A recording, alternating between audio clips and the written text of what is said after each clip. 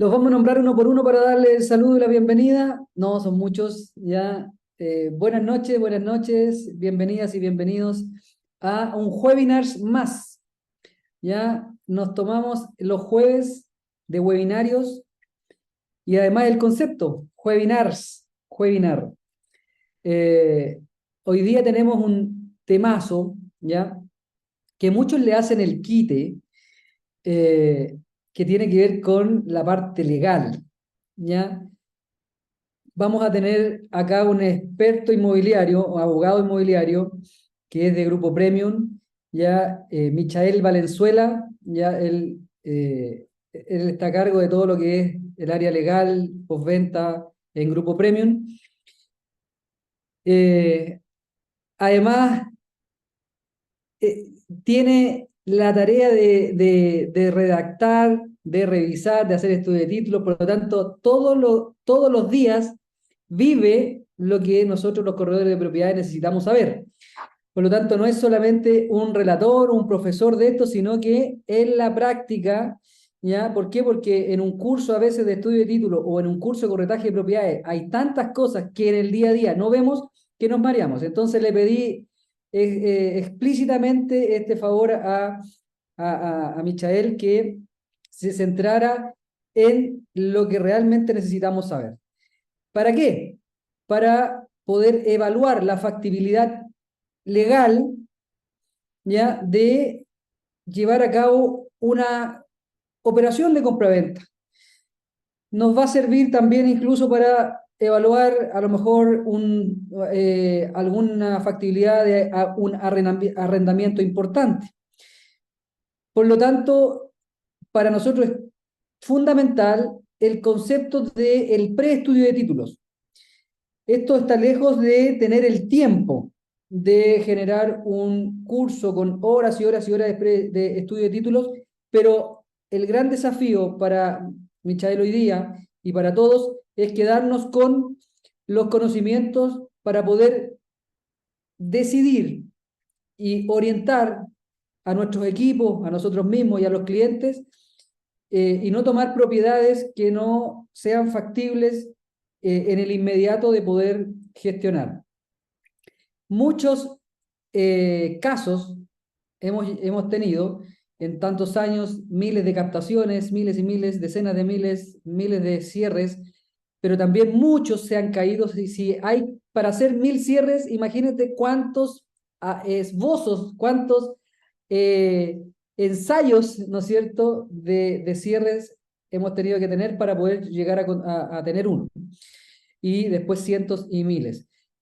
Y dentro de ello nos hemos encontrado con casos que a veces eran muy evitables de perder tiempo y de no poner esperanza a veces en un cierre rápido, en una venta rápido, y por qué no decir a veces hemos hasta arriesgado demandas por no haber hecho un buen estudio de títulos, un preestudio de títulos. Así que dejo con ustedes a Michael Ulloa, perdón, Michael Valenzuela, ¿ya? Valenzuela Ulloa, para que nos deleite con su masterclass ya de estudio de títulos. Adelante, Mike. Hola, ¿qué tal? Sean todos bienvenidos a este taller. Bueno, como aquí bien señalaba José, de preestudio de títulos, generalmente nosotros le llamamos estudio de títulos a la hora de hacer este labor, que es de por sí la más importante, sobre todo cuando queremos completar este negocio que es la compraventa de todo bien inmueble, ¿ya?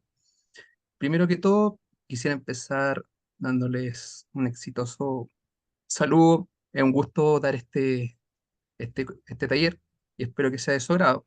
¿Ya? Vamos a empezar a compartir aquí la pantalla para efectos de dar inicio a esta presentación.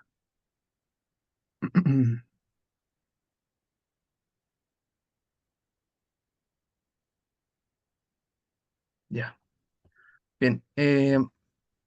Para empezar, antes de empezar de lleno a este estudio de títulos, vamos a realizar un taller de conceptos básicos, ¿ya? Para efecto de que tengamos una pequeña noción respecto de algunos aspectos que necesitamos saber a la hora de analizar cada uno de los certificados y documentos antecedentes que se requiere para realizar el preestudio de títulos. Bien, primero que todo debemos entender qué es un inmueble. Bueno, nuestro Código Civil lo define como son todos aquellos bienes que no pueden trasladarse de un lugar a otro, ¿ya? Porque se encuentran arraigados a la tierra o una parte, y que en este sentido comprende tanto bienes inmuebles por adhesión o por destinación. Ustedes se preguntarán qué son inmuebles por adhesión o por destinación. Los inmuebles por adhesión debemos entenderlos como todo aquello que adhiere a la tierra, por ejemplo, los árboles, las mismas construcciones que se realizan en el propio inmueble, ¿ya? Y los bienes inmuebles por destinación son todos aquellos que son destinados al uso, cultivo o beneficio de la propiedad, que debemos entenderlo así tal vez como la pala, un rastrillo, un arado, en fin, todos esos instrumentos que son destinados para el uso del inmueble. Por consiguiente, debemos entender qué entendemos nosotros por dominio. Dominio es lo que va estrictamente ligado con lo que se corresponde con los inmuebles. ¿Ok? El dominio en el Código Civil lo debemos entender como es el derecho real que se tiene sobre una cosa corporal para gozar y disponer de ella arbitrariamente, no siendo contra la ley o contra derecho ajeno. ¿Ok?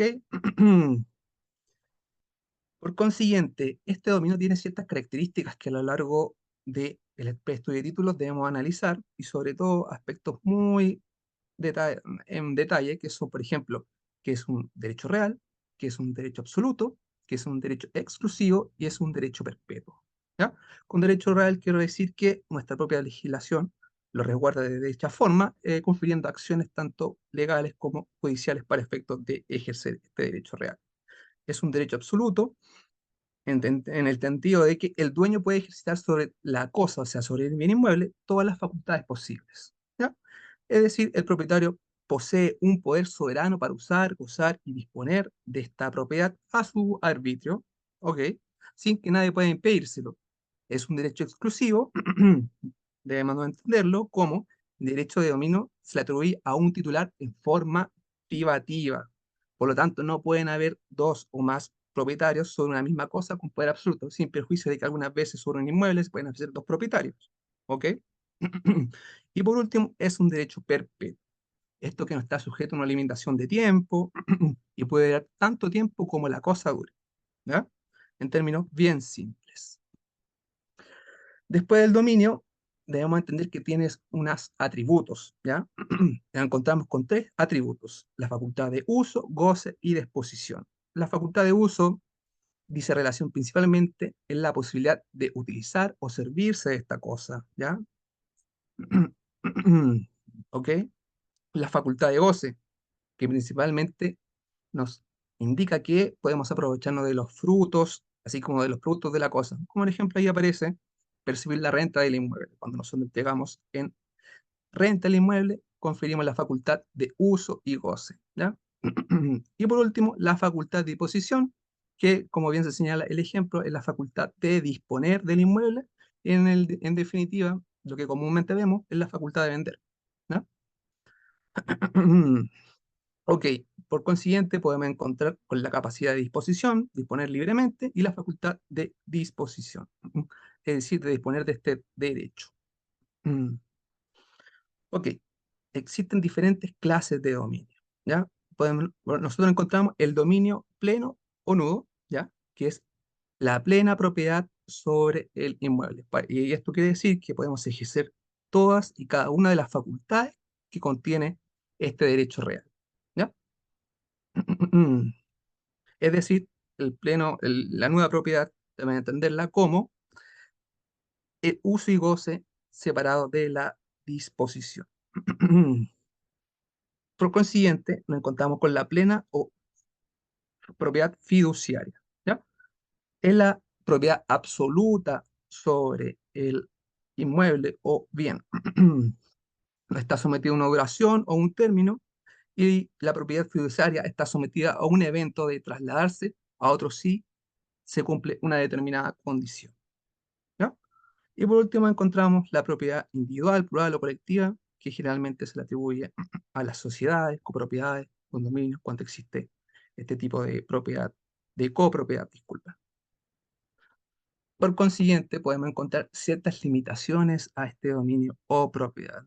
podemos encontrar, lo comúnmente que nosotros podemos encontrarnos es el usufructo, el uso de habitación, la servidumbre, propiedad fiduciaria, el embargo, medidas precautorias, el objeto litigioso o de litigio. ¿Ya? El usufructo, que es la limitación más común que nos podemos encontrar hoy en día en este tipo de negocio, corresponde que al uso de la cosa ajena o el goce de los frutos. ¿Ya? Por ejemplo, este usufructo generalmente se constituye por escritura pública y se inscribe en el conservador de bienes raíces, específicamente en el registro de hipotecas y gravames. ¿Ok? ¿Cómo nosotros podemos entender por terminado este usufructo? Por la cancelación, en el caso de que haya sido constituido este usufructo por una resolución judicial o por una escritura pública, ¿ya? En el que el usufructuario pone fin a este tipo de usufructo renunciando a este derecho y obviamente inscribiéndolo propiamente tal posteriormente en el Consejo de Bienes Raíces para efectos de que se realice la cancelación. O si bien si es un usufructo vitalicio, puede ser por causa voluntaria o por la muerte del usufructuario, ¿ya? Que es por medio, que se acredita por medio de su certificado de función. ¿Ok? Posteriormente nos encontramos con el uso de habitación. Esto quiere decir que es el uso y goce limitado de una cosa, en especial sobre un inmueble. O sea, encontramos que la posibilidad de que se le ha conferido a una persona la posibilidad de morar en el derecho sobre ella, ¿ya? Que es generalmente la habitación propiamente tal. Ok, esto también se constituye por escritura pública y también se puede renunciar de la misma forma por escritura pública o por resolución judicial. Posteriormente nos encontramos con las servidumbres, que es otra limitación, que es un gravamen que se le impone a un predio en utilidad de otro, ¿ya? Que es de distinto dueño. ¿Ok? En consecuencia, podemos entender que existen dos tipos de predios, un predio dominante y un predio sirviente. Un predio dominante es en cuyo favor se estableció este derecho de servidumbre, y un predio sirviente es quien tiene que soportar este gravamen que se le incluye principalmente, por ejemplo, lo que vemos nosotros con las servidumbres de tránsito, en que se entrega en servidumbre una cierta parte del retazo, que es generalmente para que puedan traspasar de un inmueble a otro que no tiene libre acceso, que es, como todos lo vemos, para pasar al otro fondo cuando no existe un camino de uso público de por medio. ¿Ok? Y como ya dije, las servidumbres más comunes que encontramos son las de acueducto, de tránsito, regadío, canales subterráneos, en fin. Posteriormente nos encontramos con la propiedad fiduciaria, que es un gravamen impuesto sobre un predio en utilidad de otro, que generalmente es de un distinto dueño. ¿Ok? Por consiguiente, nos encontramos con el embargo, que es una actuación judicial practicada por un ministro de fe, y generalmente va a ser un receptor judicial que tiene por objeto asegurar la efectividad y el pago de una obligación principal, que puede ser una deuda, que generalmente los embargos se practican en el común de este tipo de problemas, generalmente por los bancos, que generalmente ante una causa ejecutiva, cobrando una obligación principal, que siempre va a ser un mutuo que se confiere con este tipo de facultades de hipoteca y prohibición, concurre a tribunales para efecto de solicitar el cumplimiento de su obligación por medio de esta medida o esta limitación. Por consiguiente, encontramos las medidas precautorias, que es, por ejemplo, la más común que nosotros podemos ver cuando existen elementos o aspectos de causa, que encontramos la prohibición de celebrar actos y contratos sobre un bien inmueble, que generalmente se constituye por una resolución judicial que resuelve el magistrado y que posteriormente se inscribe en el conservador de bienes raíces, en el registro de medidas, o sea, disculpen, en el registro de prohibiciones, ¿no? Y por último, nos encontramos con el objeto litigioso o de litigio, que generalmente cuando se disputa el derecho real sobre respecto de una propiedad, ¿no?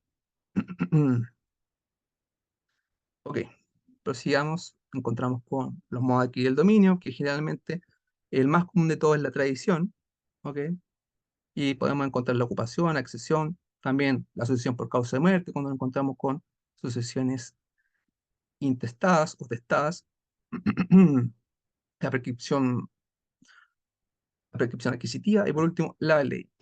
Bien, lo más importante que nosotros encontramos dentro de este tipo de casos es la tradición, y generalmente la entendemos por el acto que se hace entrega de una cosa, que requiere el consentimiento de un tradente y del adquirente. ¿Ok? Entonces, debemos entender que existe una entrega cualificada, que no es simplemente una simple entrega, porque supone la existencia de una parte de la facultad e intención de transferir el dominio de esta propiedad, y existe otra parte que también tiene una capacidad, que es la intención también de adquirirlo. ¿Ya? Ok.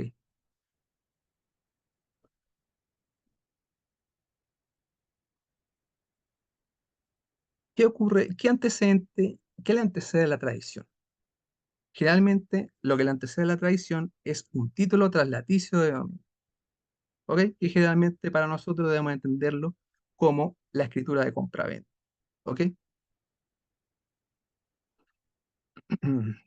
¿Cómo ocurre la tradición de un inmueble en nuestro sistema nacional? Por medio de la inscripción de propiedad en el conservador de bienes raíces respectivo, en donde el conservador realiza la inscripción en favor del adquirente. Por consiguiente, nos encontramos con los títulos traslaticios de dominio. ¿Mm? El común de todos es la compraventa, ¿ok? Y esta figura se encuentra en nuestro Código Civil y que se entiende como se define que el dinero que el comprador otorga por la cosa que se desea, la debemos entenderla como precio, que es un elemento de la compraventa. ¿Ya? Debemos entender la compraventa con ciertas características, que siempre va a ser bilateral, siempre debemos encontrar a dos partes, que es onerosa, o sea, que se entiende que reporta utilidad a ambas partes. Una parte recibe el dinero o el precio, y por otra recibe el bien, que en este caso sería el bien inmueble para nosotros. Es conmutativa, que lo que se entrega es igual a lo que se recibe, o sea, tiene las mismas características. ¿Ya? Es principal, o sea que es un contrato principal, no es accesorio, y es consensual, que se perfecciona por el consentimiento de ambas partes. ¿Ok? Esas serían como las características de la compra. Después encontramos la permuta, la cesión de derechos, la donación entre vivos, los aportes de un inmueble a una sociedad. ¿Ok? Posteriormente encontramos también como la partición y adjudicación de bienes en juicios divisorios, los actos legales de partición, que generalmente son cuando nos encontramos en los remates o generalmente en juicios de partición, como bien se señala.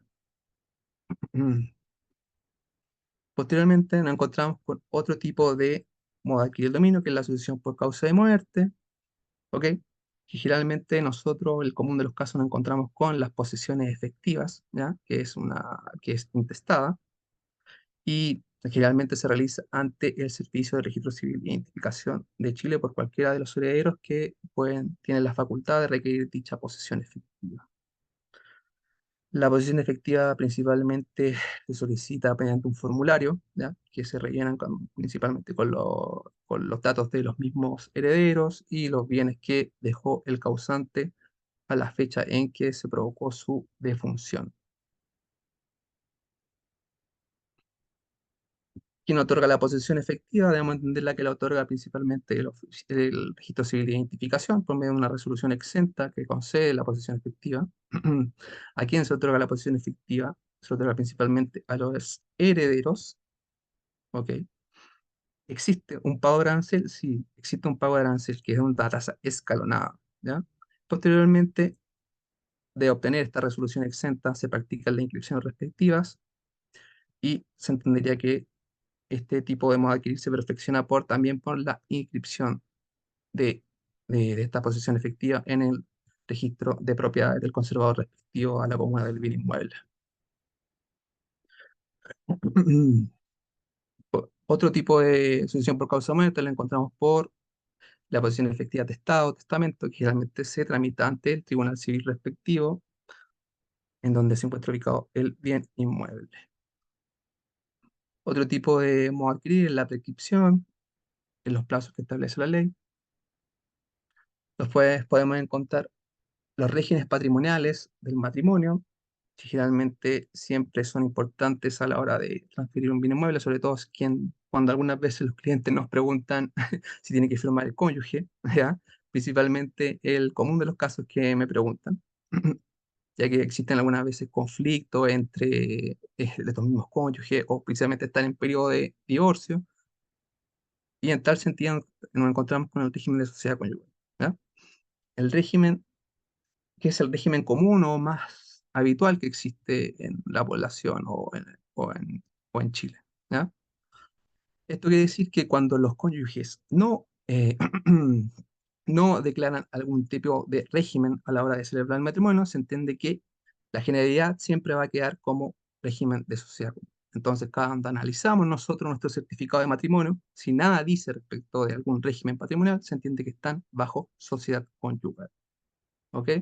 Generalmente quien administra la sociedad conyugal es el marido, entonces él es el jefe de la sociedad y también del patrimonio o del haber social. Generalmente él es quien administra y quien comparece principalmente como vendedor.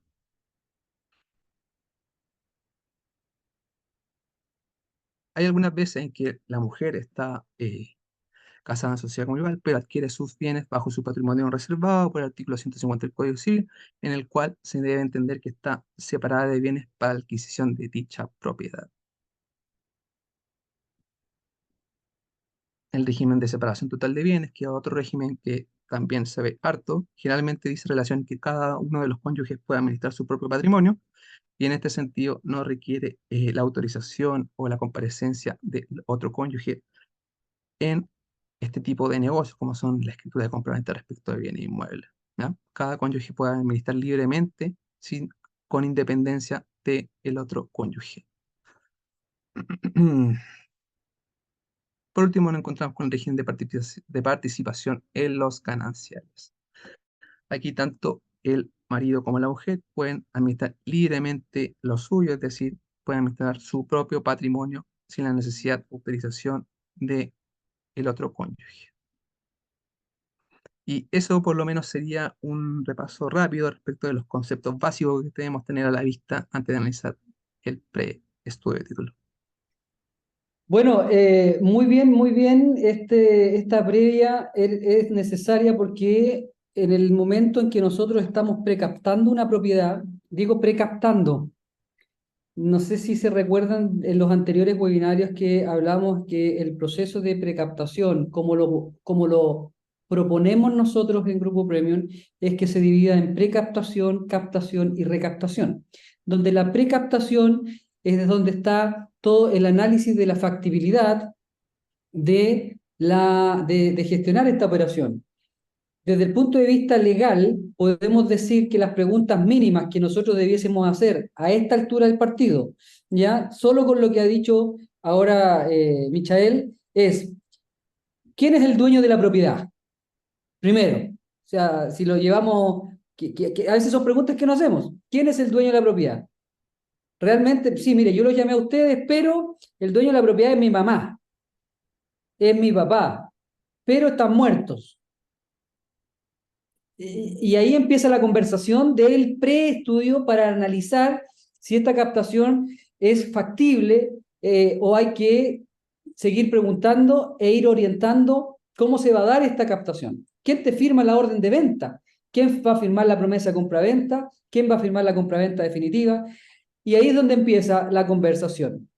¿Cómo, qué documento usted tiene que acredite que usted es el dueño o la dueña? O que ustedes son los dueños.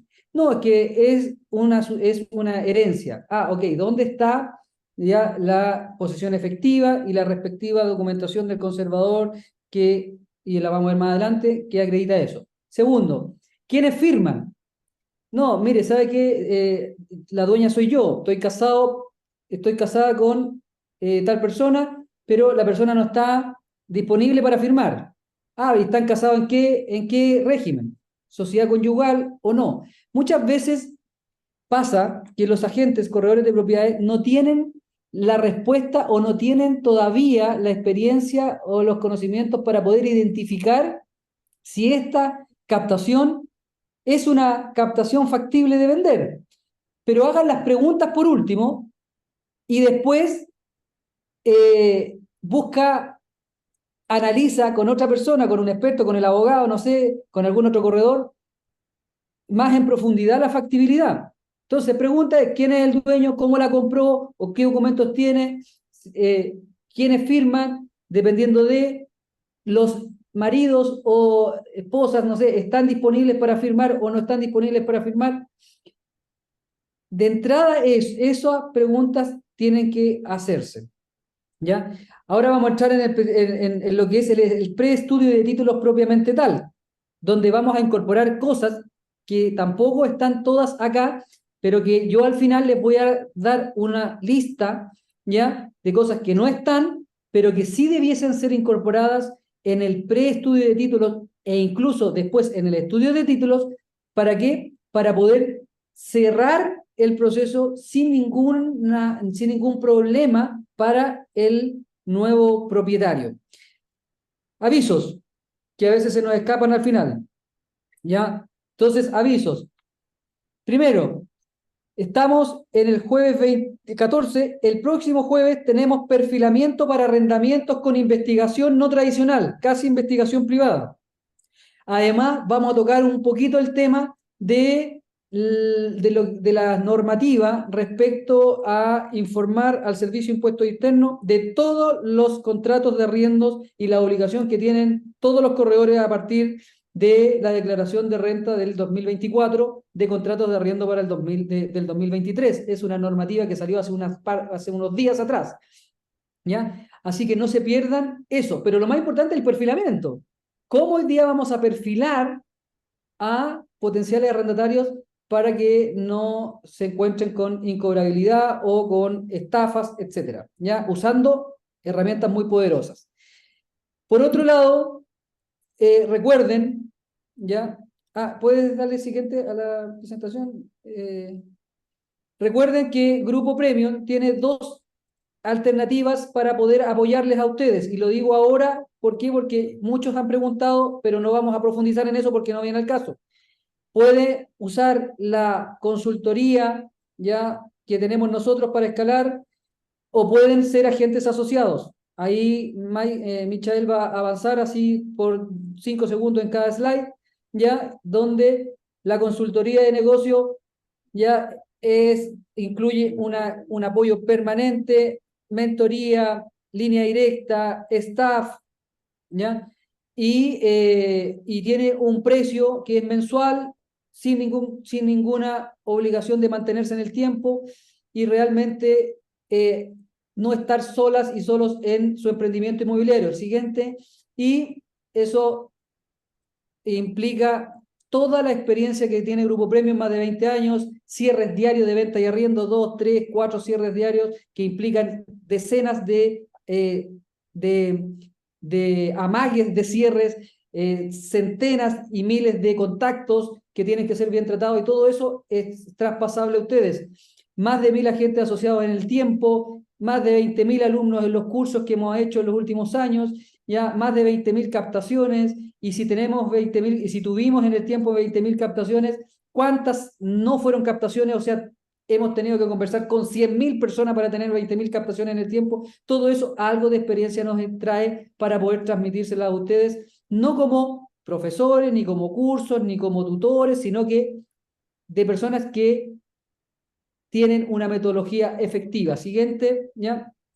Y por otro lado, la otra nomás, la otra modalidad es ya siendo agente de Grupo Premium, donde hay planes desde el 50% y ahora de apalancamiento del 30%, ya hasta el 100% para ustedes, con un modelo de planes que ya hemos comentado y que pudiesen ustedes requerir más información de cualquiera de las dos modalidades en una reunión personalizada ya con alguno de nuestros coaches o gerentes para poder tener detalles de cómo nosotros podemos acompañar en alguna de estas modalidades. Siguiente, estaríamos listos ya para poder, bueno, eso es con una escala de planes.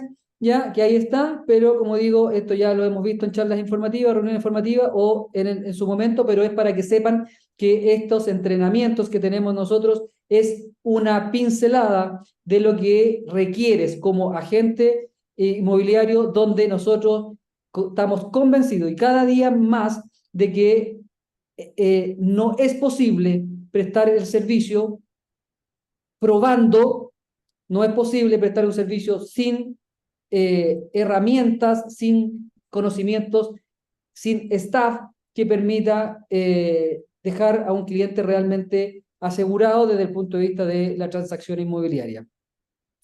¿Qué más viene? Sin pasar a los 5 segundos. Y ahora viene el estudio de títulos complementando preguntas. O sea, mi recomendación a ustedes es que vayan pensando cuáles son las preguntas que tienen que hacerle al cliente para que ustedes puedan identificar si es que esta operación es factible de continuar o requiere de resolver ciertas cosas, incluso a veces acordar ciertos temas entre los mismos vendedores, ¿ya? O los que participan ahí en las firmas. Por lo tanto, estén muy atentos ahí a esas posibles preguntas y al final vamos a dejar espacio para lo que ustedes quieran. ¿Ya? Adelante, Mike. Ok. Mm, ¿Se escucha? Listo. Bueno, aquí pasamos directamente al estudio de títulos o preestudio de títulos para nosotros. En este sentido, debemos primero entender qué es el estudio de títulos o preestudio de títulos.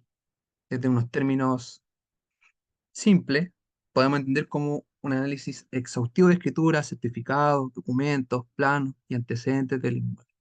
Desde un punto de vista de carácter técnico, como queremos decir, debemos entender que es un estudio de certificados, documentos que dan fe de la calidad de un dueño o quien es el poseedor inscrito de un inmueble, de la inexistencia de cualquier vicio en el acto o en el contrato por el cual adquirió el dominio de la propiedad, así como también de la inexistencia de limitación al dominio mismo, como los que ya pudimos analizar anteriormente. Entonces, vamos a entender cuál es la importancia del estudio de títulos o el preestudio de títulos. ¿Ok? Ahí, como se señala, los estudios de títulos se realizan para evitar que los contratos que constituirán los títulos estén mal hechos o con vicios, y también para dar seguridad jurídica a quienes intervienen dentro del negocio inmobiliario. ¿Ok? ¿Cuáles son las garantías que nos da este estudio de título o preestudio de título? Es que el estudio asegura que otra persona no pueda disputar el derecho de la propiedad que se pretende comprar, ¿ya? Para el comprador, que no existan condiciones, embargos, interdicciones y o prohibiciones que limiten el derecho a disponer sobre el inmueble o que le impidan ejercerlo en forma válida, ¿ya? Y que al inmueble no le afecten hipoteca u otro tipo de gravámenes en favor de terceros, en definitiva. Es decir, que pueda adquirir el dominio con todas sus facultades, que como ya conversamos, de usar, gozar y disponer respecto del inmueble. ¿Ya? Aquí pasamos directamente a analizar cierto tipo de preguntas que debemos realizarle al cliente a la hora de a realizar nuestro preestudio de títulos. ¿Ok?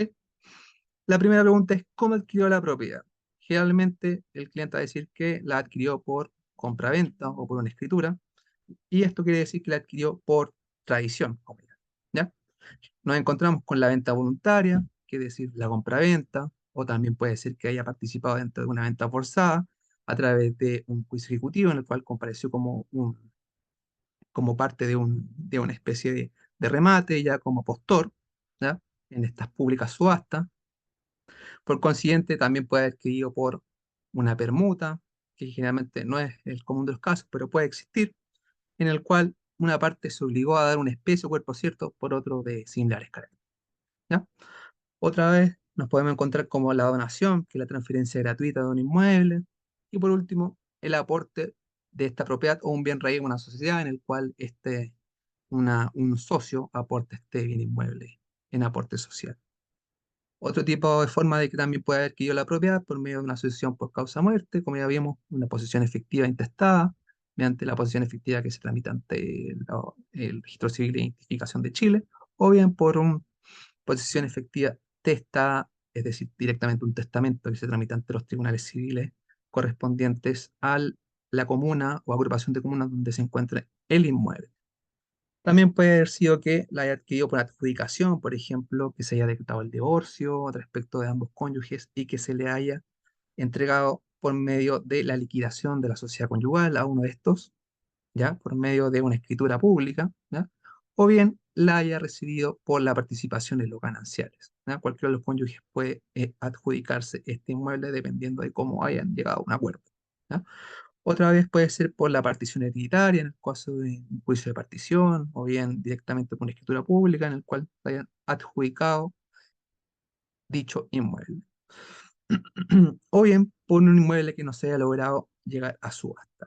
Existen otros casos especiales, como por ejemplo pueden ser eh, la regulación de la pequeña propiedad o bien raíz, que es por el DFL 2695, ¿ya?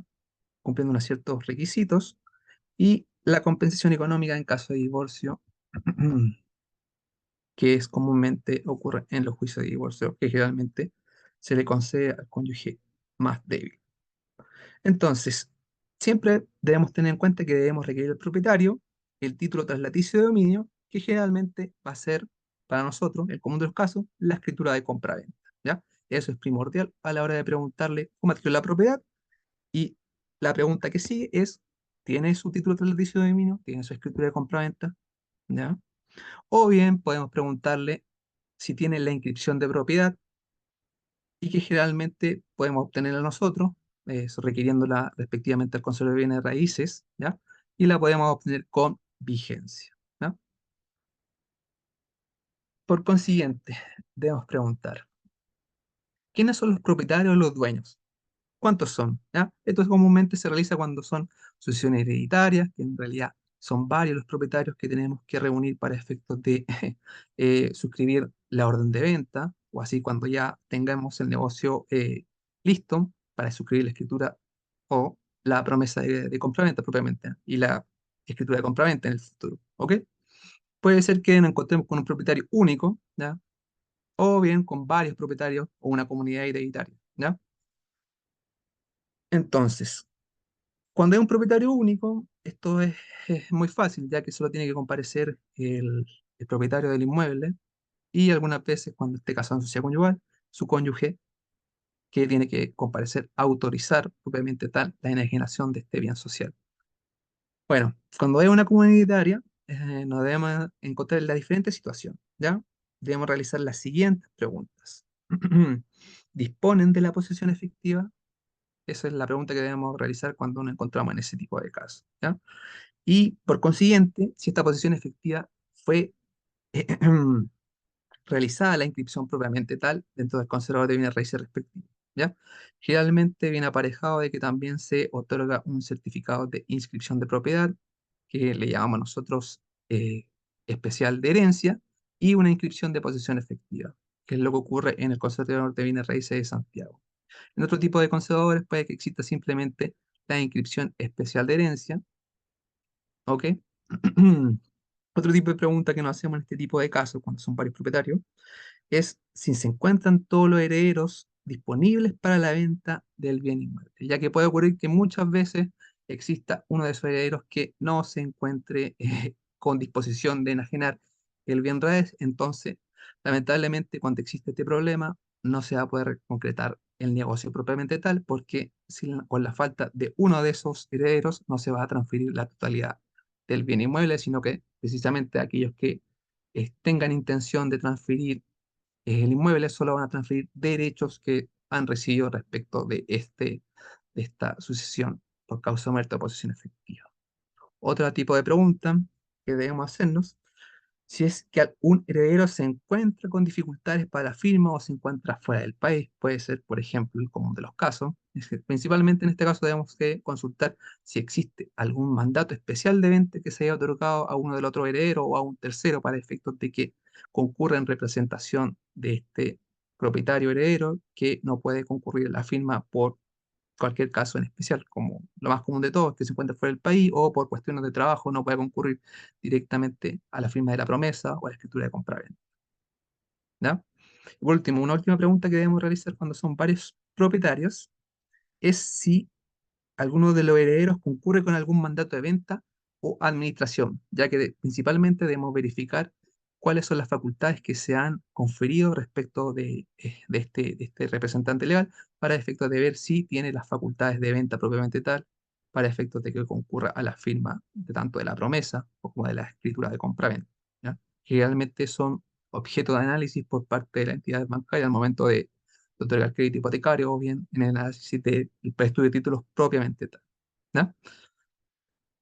Por consiguiente, existe otro tipo de pregunta que debemos realizarle al propietario o al cliente vendedor, es cuál es su régimen patrimonial de matrimonio o un acuerdo de unión civil, ¿ok? Generalmente, como ya lo habíamos dicho, nos encontramos con la sociedad conyugal, entonces aquí debemos entender que él es el marido, el jefe, es el jefe de la sociedad conyugal y quien al final administra los bienes de tanto que se hayan aportado, que se han adquirido durante la vigencia del matrimonio en este tipo de régimen, ¿ok? Entonces, por ejemplo, bueno, existen muchos casos que nos preguntan la situación en cuando se adquiere esta propiedad durante la vigencia de la sociedad conyugal. Principalmente nos encontramos con que el inmueble es adquirido por el marido en la vigencia de la sociedad conyugal. Principalmente aquí debemos entender que es el marido o el hombre quien firma y la mujer autoriza la venta de la propiedad. ¿Ok? Existe otro caso en que el inmueble es adquirido por la mujer con anterioridad o en la vigencia de la sociedad conyugal. Estos son dos tipos de casos. ¿Ya? Si la mujer lo adquiere en la vigencia de la sociedad conyugal, y sin que sea para su patrimonio reservado, debemos entender que es el marido quien va a concurrir a la firma como vendedor y la mujer autorizará posteriormente en dicha escritura la venta de este bien inmueble social. ¿Ya? Y el otro caso es que la mujer adquiere la propiedad en la vigencia de la sociedad conyugal, pero para su patrimonio reservado. En dicho caso, debemos entender que aquí la mujer solo firma ella, ya que adquiere para su patrimonio reservado. En consecuencia, se entiende que se entiende separada de bienes para dicho efecto. Entonces no sería necesario eh, que el marido concurra como vendedor propiamente tal, ¿ya? Ya que la mujer adquirió para su patrimonio reservado y se entiende como separada de bienes para dicho efecto. Ojo, solo para el negocio en particular. ¿Ok? Posteriormente nos encontramos con el otro régimen patrimonial, que es el de separación de bienes. Y aquí, como ya habíamos explicado, es que cada cónyuge administra su patrimonio en forma independiente y en dicho caso no necesita la autorización del otro cónyuge para efectos de celebrar la escritura de compraventa, ¿ya? Otro tipo de régimen que encontramos es el de participación en las gananciales, entonces aquí debemos también entenderlo como que es parecido al de separación de bienes y que entonces cada cónyuge administra su patrimonio separado del otro, ¿ya? Es decir, todo administra en forma separada en este último régimen que es el de participación en las gananciales. Otra pregunta que debemos realizarle al cliente es si tiene deuda de por crédito hipotecario o, en su defecto, si tiene algunos problemas legales o irregularidades con la propiedad, ¿ya? Si tiene deuda, principalmente debes preguntarle si se mantiene al día con el pago de los dividendos o esta deuda hipotecaria, ¿ya? Ya que generalmente algunas veces puede existir de que este cliente se encuentre con algunos deudas o de dividendos impagas. Y lo que generalmente va a ayudar principalmente en la existencia de causas judiciales por el cobro de esta obligación que es el mutuo o el crédito hipotecario, ¿ya? Que viene aparejado con lo siguiente, que como ya lo habíamos comentado, pueden existir embargos, medidas precautorias, o en defecto puede existir otro tipo de problemas, por ejemplo, que este bien sea objeto de litigio o litigioso que se estén disputando propiamente tal el derecho real sobre dicho inmueble. Puede existir otro problema también como la falta de regularización de ciertas construcciones, como puede ser el caso de que hayan realizado unas ciertas ampliaciones que generalmente no requieren o simplemente la realizan sin requerir la dirección de obra respectiva una solicitud de obra nueva y que con el transcurso del tiempo queda ahí y no se llega a regularizar propiamente tal, ¿ya? Y por último encontramos otro problema que son las deudas de impuesto territorial o derechos de aseo y ornato municipal, que generalmente son las más comunes que nos encontramos propiamente tal dentro de los negocios inmobiliarios. Generalmente se olvidan de pagar los derechos de aseo y el impuesto territorial. ¿Ya? Otra pregunta que debemos realizarlo es, por ejemplo, cuando están casados, el cliente, si se ha declarado judicialmente como bien familiar la propiedad, que ocurre poco, pero generalmente se ven algunas veces este tipo de casos. ¿Cómo es la forma de que me voy a identificar este tipo de preguntas? Generalmente obteniendo el certificado de hipoteca, gravamen y provisiones o realizando directamente la pregunta al cliente, ¿ya? Y como bien se expresa ahí, es para efecto de verificar si no existe una limitación a la disposición o administración del inmueble, ¿ya? Otra pregunta que debemos realizar es si alguno de los propietarios o un propietario, en el caso de que sea una sucesión, cuando son varios, le afecta alguna incapacidad. ¿Ya? Entonces, en tal sentido, debo entender que todas las personas son capaces, ¿ya? Todos tenemos capacidad de goce, adquirir derechos y obligaciones y capacidad de ejercicio. Ejercer estos derechos y cumplir obligaciones sin inventario o autorización de un tercero, ¿ya? Existen la incapacidad de goce y la incapacidad de ejercicio. En tal sentido, hay que distinguir en la incapacidad de ejercicio, ¿ya? Por ejemplo, podemos encontrar a un incapaz absoluto, que generalmente podemos entenderla como aquellos impures, ¿ya? Que generalmente van a ser los menores de edad, o sea, menor de edad en este sentido, que la menor de edad sería entendido como un incapaz absoluto para nuestra legislación, que puede ser la mujer que es menor de 12 años y el hombre que es menor de 14 años, que generalmente ocurre cuando puede ocurrir el caso en el que uno de los herederos sea un menor de edad y en dicha situación nos encontramos ante un incapaz absoluto y para efecto de realizar la venta de ese bien inmueble es necesario que requiramos la autorización judicial de un juzgado de familia respectivo a la ubicación del inmueble y en consecuencia ese tipo de autorización va aparejado con que la venta del bien inmueble sea por medio de pública subasta. Entonces, cuando nos encontremos en dicho caso, debemos desechar este tipo de captaciones, principalmente porque la venta va a ser realizada siempre mediante una subasta. Entonces, nosotros no podremos buscar un comprador directamente para efecto de realizar el negocio inmobiliario. ¿Ok? Otro tipo de incapaz absoluto es es el demente o sordomudo que no puedan entender claramente. Generalmente estas incapacidades se encuentran inscritas dentro del registro respectivo del conservador de bienes raíces, ¿ya? Y generalmente lo declaran como interdicto y le otorgan un curador principalmente que va a tener la administración de sus bienes, ¿ya? Y en tal sentido, al ser declarado interdicto, para efectos de realizar la venta de alguno de sus bienes inmuebles, es necesaria la autorización judicial, que siempre va a ser ante el tribunal civil respectivo, y cuya ejecución se va a realizar por medio de pública subasta. Y en tal sentido también nos encontraríamos en un caso de que no va a ser posible que llevemos a cabo el negocio que nosotros proponemos, que es la venta por medio de una escritura de compra-venta, ¿no? Ya que necesariamente vamos a requerir la autorización judicial y se va a hacer por pública subasta. Entonces también en ese tipo de casos debemos desechar esa captación. ¿Ok? Otro tipo de incapaz absoluto podemos entender como la mujer casada en sociedad conyugal, que en ese caso quien comparece al fin y al cabo es el marido, que a realizar la venta del bien inmueble como vendedor y la mujer autoriza, en cuyo caso necesariamente necesita la comparecencia del marido. Ya que si concurre solo la mujer casada en sociedad conyugal, esa venta va a ser nula, ¿no? De nulidad relativa. También encontramos con el incapaz relativo, que generalmente se refiere a menor de edad o interdicto por disipación, ¿ya? Y que necesariamente necesita la autorización del administrador, el cuidador, para efectos de que sus actos surtan sus efectos a la luz de los actos y contratos que puedan llegar a celebrar, ¿ya? Los menores adultos necesariamente necesitan la autorización del juez de familia para efecto de realizar actos de este tipo de índole, sobre todo en la ejecución de su bienes raíz. Michelle, ¿Sí? Un par de preguntas antes de continuar que están ahí en el chat, algunas las he estado respondiendo, pero hay algunas que están acá. ¿Cómo primero dice saber si la esposa pidió o alguno de los cónyuges pidieron declaración de bien familiar?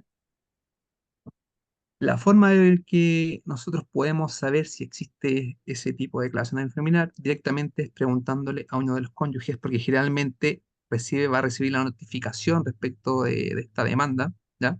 Que se la hace saber directamente al propietario, ¿ya? Generalmente lo solicita aquel cónyuge que es propietario del bien inmueble y que necesariamente se va a notificar judicialmente pues, ante un receptor judicial que específicamente se ha entablado esta demanda de bien familiar y que va a recaer sobre este inmueble que precisamente es utilizado como bien principal de la familia.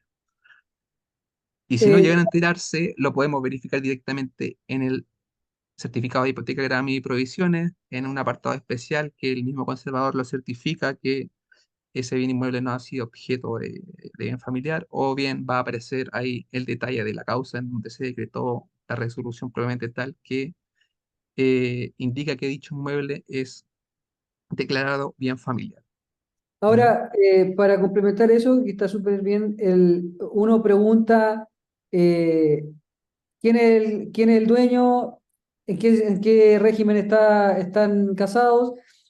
Y lo que a mí me ha dado mucho resultado, ya, es que yo siempre asumo que por este tema de la declaración de bien familiar, tanto los bancos como los abogados ponen si bien no es necesario que autorice la venta o que participe en la venta el otro cónyuge, sí pedimos una declaración de no haber solicitado la declaración de bien familiar. Por lo tanto, es como obligar a la firma de todos, ¿ya? Y eso los bancos lo piden, aunque cuando uno no tiene la, no está la posibilidad de que firme esa otra persona, pueden sacar esa cláusula, ya arriesgándose el banco a encontrarse con una prohibición o con un registro ya al momento de la inscripción. Para no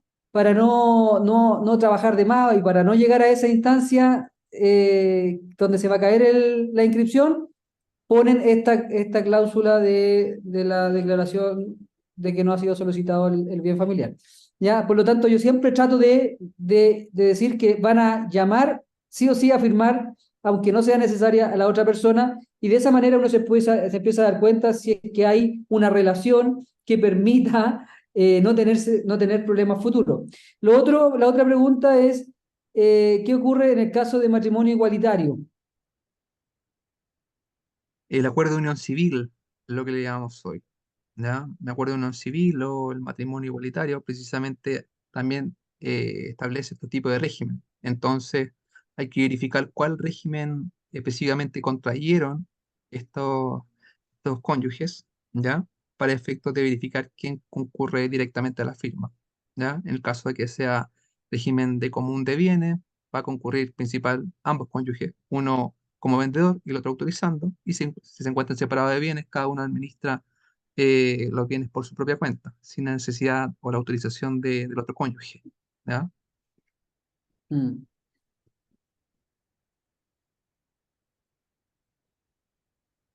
Bueno, acá ya está respondida algunas, las vamos a responder ahí en el chat.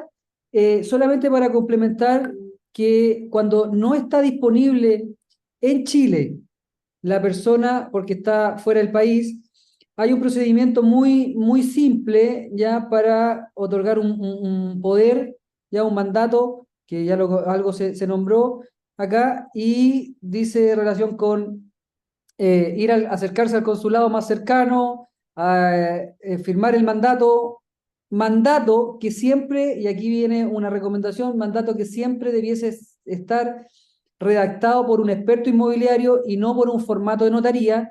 ¿Por qué? Porque en general los formatos de notaría no sirven tanto, después aparecen cuestionamientos en los estudios de títulos definitivos o de los bancos o de los abogados de los compradores. Por lo tanto, lo mejor es que sea redactado por el abogado de ustedes, ya, o de la oficina donde trabajan, ¿ya? Y que haya sido probado ese mandato anteriormente en los bancos. Ahí está la clave.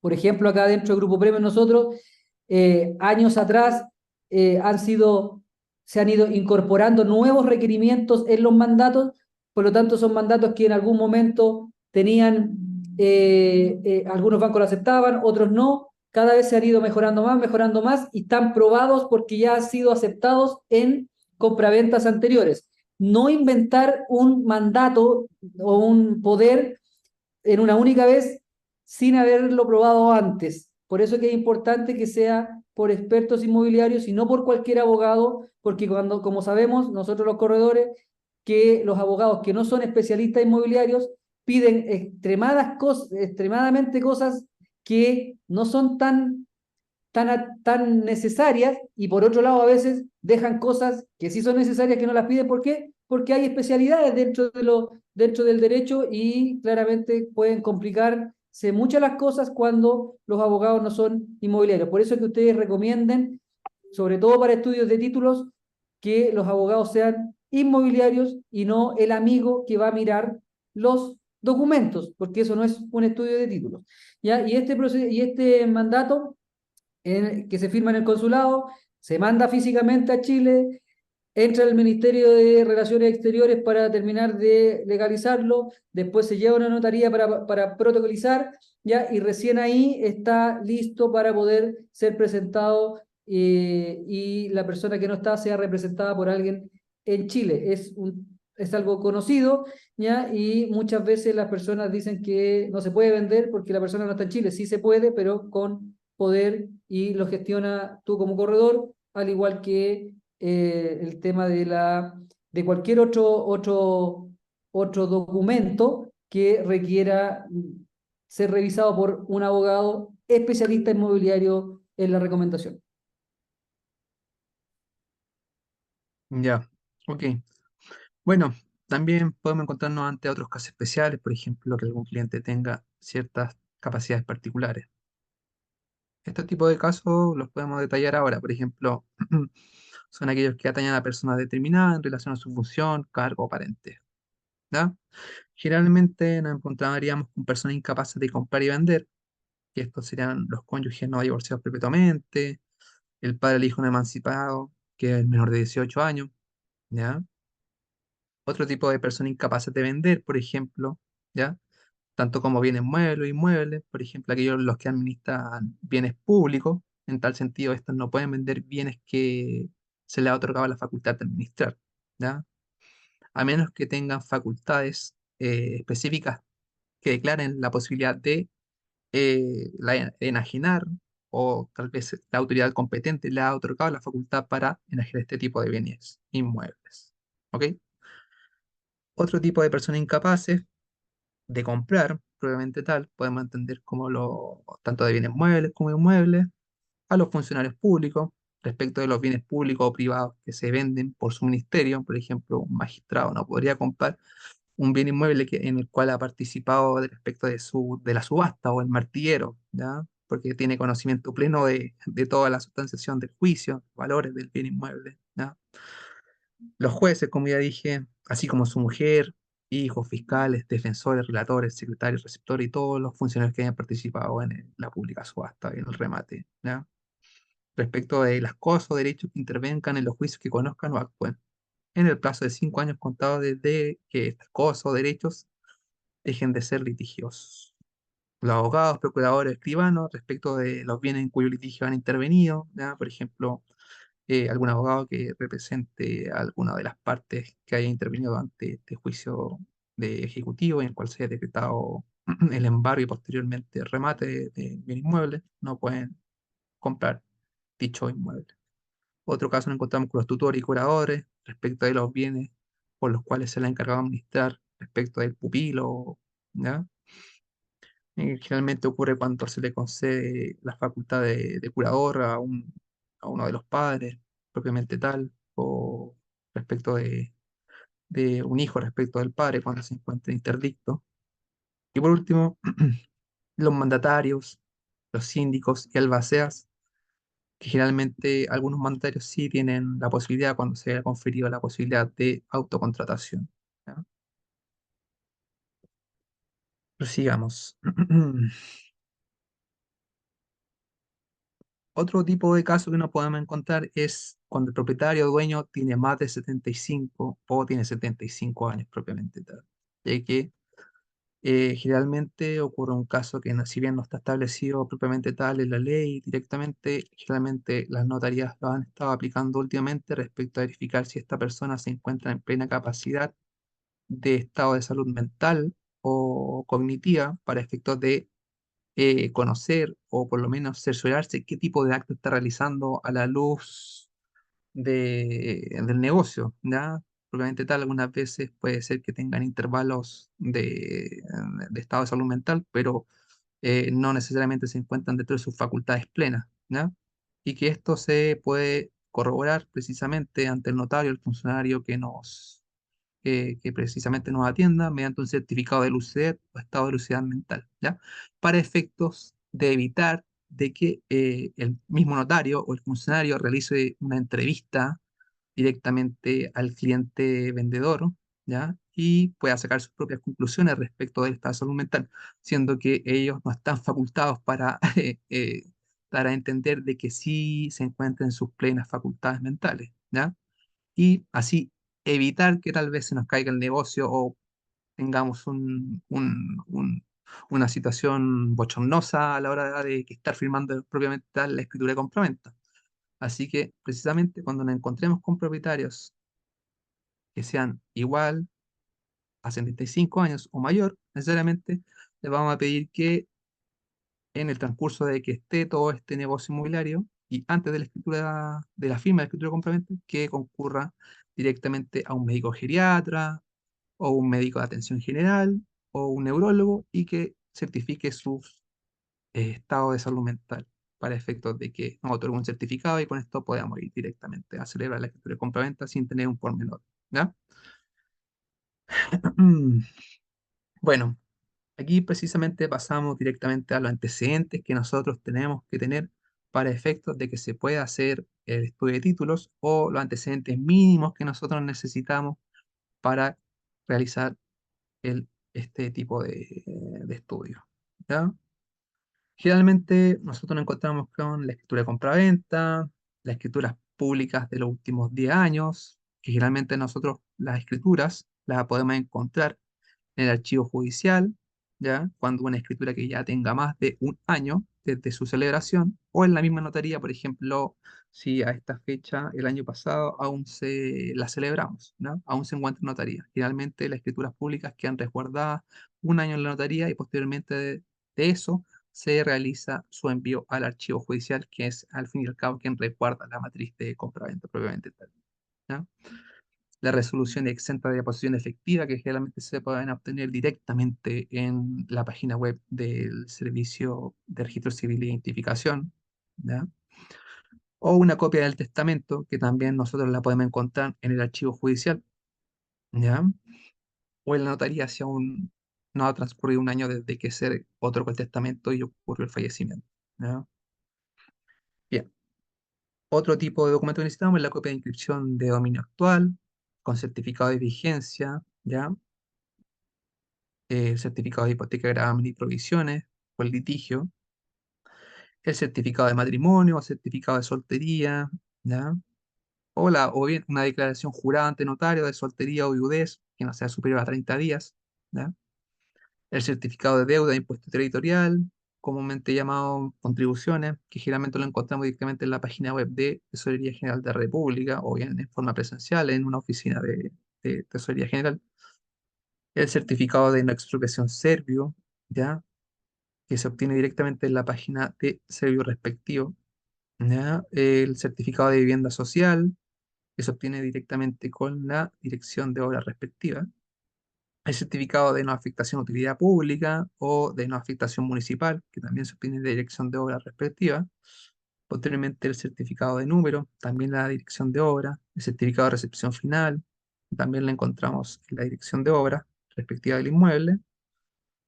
El certificado de deuda o no deuda de derecho de aseo también se obtiene el apartado de finanzas y administración de la municipalidad respectiva. el certificado de avalúo fiscal detallado simple, que se obtiene directamente en una oficina del Servicio de Impuesto Interno, directamente en la página web. Y por último, prepago hipotecario, que generalmente lo obtenemos con el ejecutivo del cliente vendedor, o bien directamente si nos ha otorgado la facultad directamente, o la comunicación con el ejecutivo la obtenemos directamente con él. O bien el cliente puede ir directamente al banco y requerir el certificado de prepago. ¿Ya? Ahora vamos a pasar a analizar todos estos antecedentes en forma individual. Bueno, primero nos encontramos con la promesa de compraventa, que generalmente es lo que realizamos cuando ya concretamos el negocio y queremos materializarlo propiamente tal, ¿ya? Generalmente podemos encontrar que aquí precisamente señalan los datos de las partes, ¿ya? La individualización, posteriormente nos encontramos con la singularización del inmueble, generalmente detalla la dirección, los deslindes, la dirección del edificio, cómo adquirió esta propiedad, y asimismo cuál es la inscripción de dominio vigente actual, ¿ya? Con su foja, número, el conservador propiamente tal y el año, así como también su rol de avalúo. Posteriormente encontramos con la cláusula de promesa, que una de las partes promete vender, ceder y transferir, a otra quien promete aceptar y comprar para sí el inmueble singularizado en la cláusula primera, ¿ya? Después las estipulaciones respectivas, que es el precio final de venta, ¿ya? Que también podrá ser en peso o en UEF, propiamente tal, y la forma de pago. ¿Ok? Posteriormente a eso nos encontramos con la forma que se va a realizar la venta del bien inmueble, que generalmente va a ser ad corpus, ¿ya? El estado que actualmente se encuentra. También nos encontramos con la otra cláusula, que es cómo va a ser la forma de entrega y el plazo en el cual se va a realizar la entrega. Generalmente siempre nosotros fijamos un plazo para efecto posteriormente a la inscripción, ¿ya? Así como también el plazo para la celebración del contrato definitivo, que es la escritura de compraventa. Nosotros principalmente detallamos un plazo de 90 días en compra al contado y un plazo de 120 a 180 días corridos en caso de que sea una compra-venta con crédito hipotecario, ¿ya? Y así otras cláusulas que son principalmente accesorias, pues, principalmente lo que a nosotros nos interesa, la cláusula de honorarios, así como de multas en caso de que exista un atraso en la entrega o incumplimiento de la celebración del contrato definitivo, por ejemplo, que es una indemnización anticipada por los daños y perjuicios que pueda recibir una de las partes en caso de que no se concrete la venta. ¿Ok? Por último, nos encontramos principalmente con la cláusula de resolución de conflictos, que generalmente nosotros la otorgamos a un árbitro o arbitrador, quien va a dirimir un conflicto tanto en la interpretación del inmueble así como en el cumplimiento. Y por último, en qué lugar, comuna o domicilio fijan las partes el contrato. Generalmente siempre la fijamos en la comuna y ciudad donde se firma. Y eso sería, en términos bien simples, lo que contempla una promesa de compraventa o las cláusulas más comunes que podemos encontrarnos en ella. Por consiguiente, podemos encontrarnos con la escritura de compraventa, que es lo que principalmente nosotros le requerimos al cliente, ¿ya? Al cliente vendedor, que es su título traslaticio, y que aquí podemos encontrar precisamente que la forma en cual adquirió, los datos del vendedor, los datos del comprador, que que al momento de requerirla vamos a entender que es actualmente propiamente tal el propietario, y es la forma por cual adquirió, ¿no? En tal sentido, aquí aparece lo mismo, la indemnización de las partes, la singularización del bien inmueble, el título de dominio que se encontraba vigente a la fecha de la escritura de compraventa, la forma en cual adquirió, rol de avalúo. Después nos encontramos generalmente con la cláusula de venta, que detalla principalmente que el propietario que celebró dicha escritura vende, se y transfiere el inmueble al comprador, quien compra y acepta y adquiere para sí. Después nos encontramos con una cláusula de precio, ¿ya? Que generalmente detalla el precio por el cual se celebra esta compraventa, así como también que ambas partes declaran íntegramente el precio pagado y que nada se duda por dicho concepto, además como la renuncia a la acción resolutoria y que puedan dejar sin efecto este contrato, ¿ya? Posteriormente encontramos que la propiedad se entrega en este mismo acto, ¿ya? Y que el inmueble se vende como especie o cuerpo civil, que es conocido por ambas partes. También existen cláusulas accesorias, por ejemplo, que las partes dan por cumplida íntegramente cualquier contrato previo o promesas que hayan celebrado con anterioridad, ¿no? Y por respecto al cual se otorgan el más y completo y mutuo finiquito, ¿ya? Y así se detalla propiamente tal otras cláusulas accesorias. Por ejemplo, en este tipo de contrato encontramos con un tipo de cláusula de vivienda social que declara que el inmueble que se está enajenando en esta escritura precisamente tiene calidad de vivienda social. Después, si fuera el caso de que nos encontramos con un inmueble que tuviera una hipoteca y una prohibición, nos podemos encontrar con una cláusula de alzamiento. En este caso, quien concurre para este tipo de cláusulas finalmente van a ser bancos que han otorgado un crédito hipotecario a este vendedor para efectos de que haya adquirido esa propiedad, ¿no? Y que en este caso, por ejemplo, esta escritura de compraventa es una escritura de compraventa al contado y con crédito hipoteca, disculpen, una escritura de compraventa al contado y con una hipoteca que hay que alzar, ¿ya? Y una provisión propiamente, ¿ya? Aquí, por ejemplo, concurre Banco de Crédito e Inversiones y detalla que concurre para efectos de alzar la hipoteca que se detalla en dicha cláusula y la prohibición, ¿ya? Dejando condicionado que dichos alzamientos se van a llevar a cabo una vez se inscriba la propiedad a nombre del comprador, ¿ya? Lo que generalmente va a venir aparejado con unas instrucciones notariales que son precisamente de este mismo banco alzante, en el cual se le deja precisamente la parte el saldo de precio que a una deuda este vendedor para efectos de que este banco concurra y firme la escritura de compraventa. Generalmente se dejan en instrucciones notariales, ¿ya? La causa de exención de IVA, que en la mayoría de los casos, estas ventas no están afectadas a IVA porque no son vendedores habituales y no han utilizado crédito fiscal para efectos de adquirir esta propiedad o para realizar cualquier tipo de construcción propiamente tal respecto a este inmueble. La creación de vínculo PEP, que la realiza el comprador para efectos de que declare de que no tiene ningún vínculo o parentesco respecto de entes o personas públicas, ¿no? Y otras cláusulas accesorias como pueden ser las facultades que se otorga a una persona al mismo abogado que redacte la escritura para efectos de resolver cualquier tipo de error o detalle que pueda tener la escritura y que se impida inscribir hasta que no se subsane dicho error o o, o en tal sentido algún detalle que requiera el conservador, simplemente tal. Y así otras causas como quién va a realizar los gastos de esta escritura de inscripción, así como la causa general que faculta a una persona para inscribir dicha propiedad, perdón, para inscribir esta escritura en el conservador de bienes raíces respectivo, y la cláusula de jurisdicción, que es para efecto de a qué comuna o territorio someten la posibilidad de dirimir conflictos o cualquier tipo de interpretación sobre esta escritura, ¿ya? Las personerías también que aquí se detallan, por ejemplo, en el caso de que concurra un compareciente en representación de cualquiera de las partes o de un tercero que tenga que suscribir esta escritura. Otro tipo de certificado que debemos analizar, por ejemplo, que es un título traslaticio, en este caso debemos entender como la posesión efectiva, ¿ya? Aquí nos encontramos con un certificado de posesión efectiva en el cual detalla propiamente tal los datos del causante, es decir, la persona que falleció o el difunto. Por ejemplo, en este caso, señala Alejandro Núñez Santana, que es en quien falleció, y asimismo los datos del solicitante, que es un heredero, en este caso es una hija, que es doña Erika del Carmen Núñez García, ¿ya?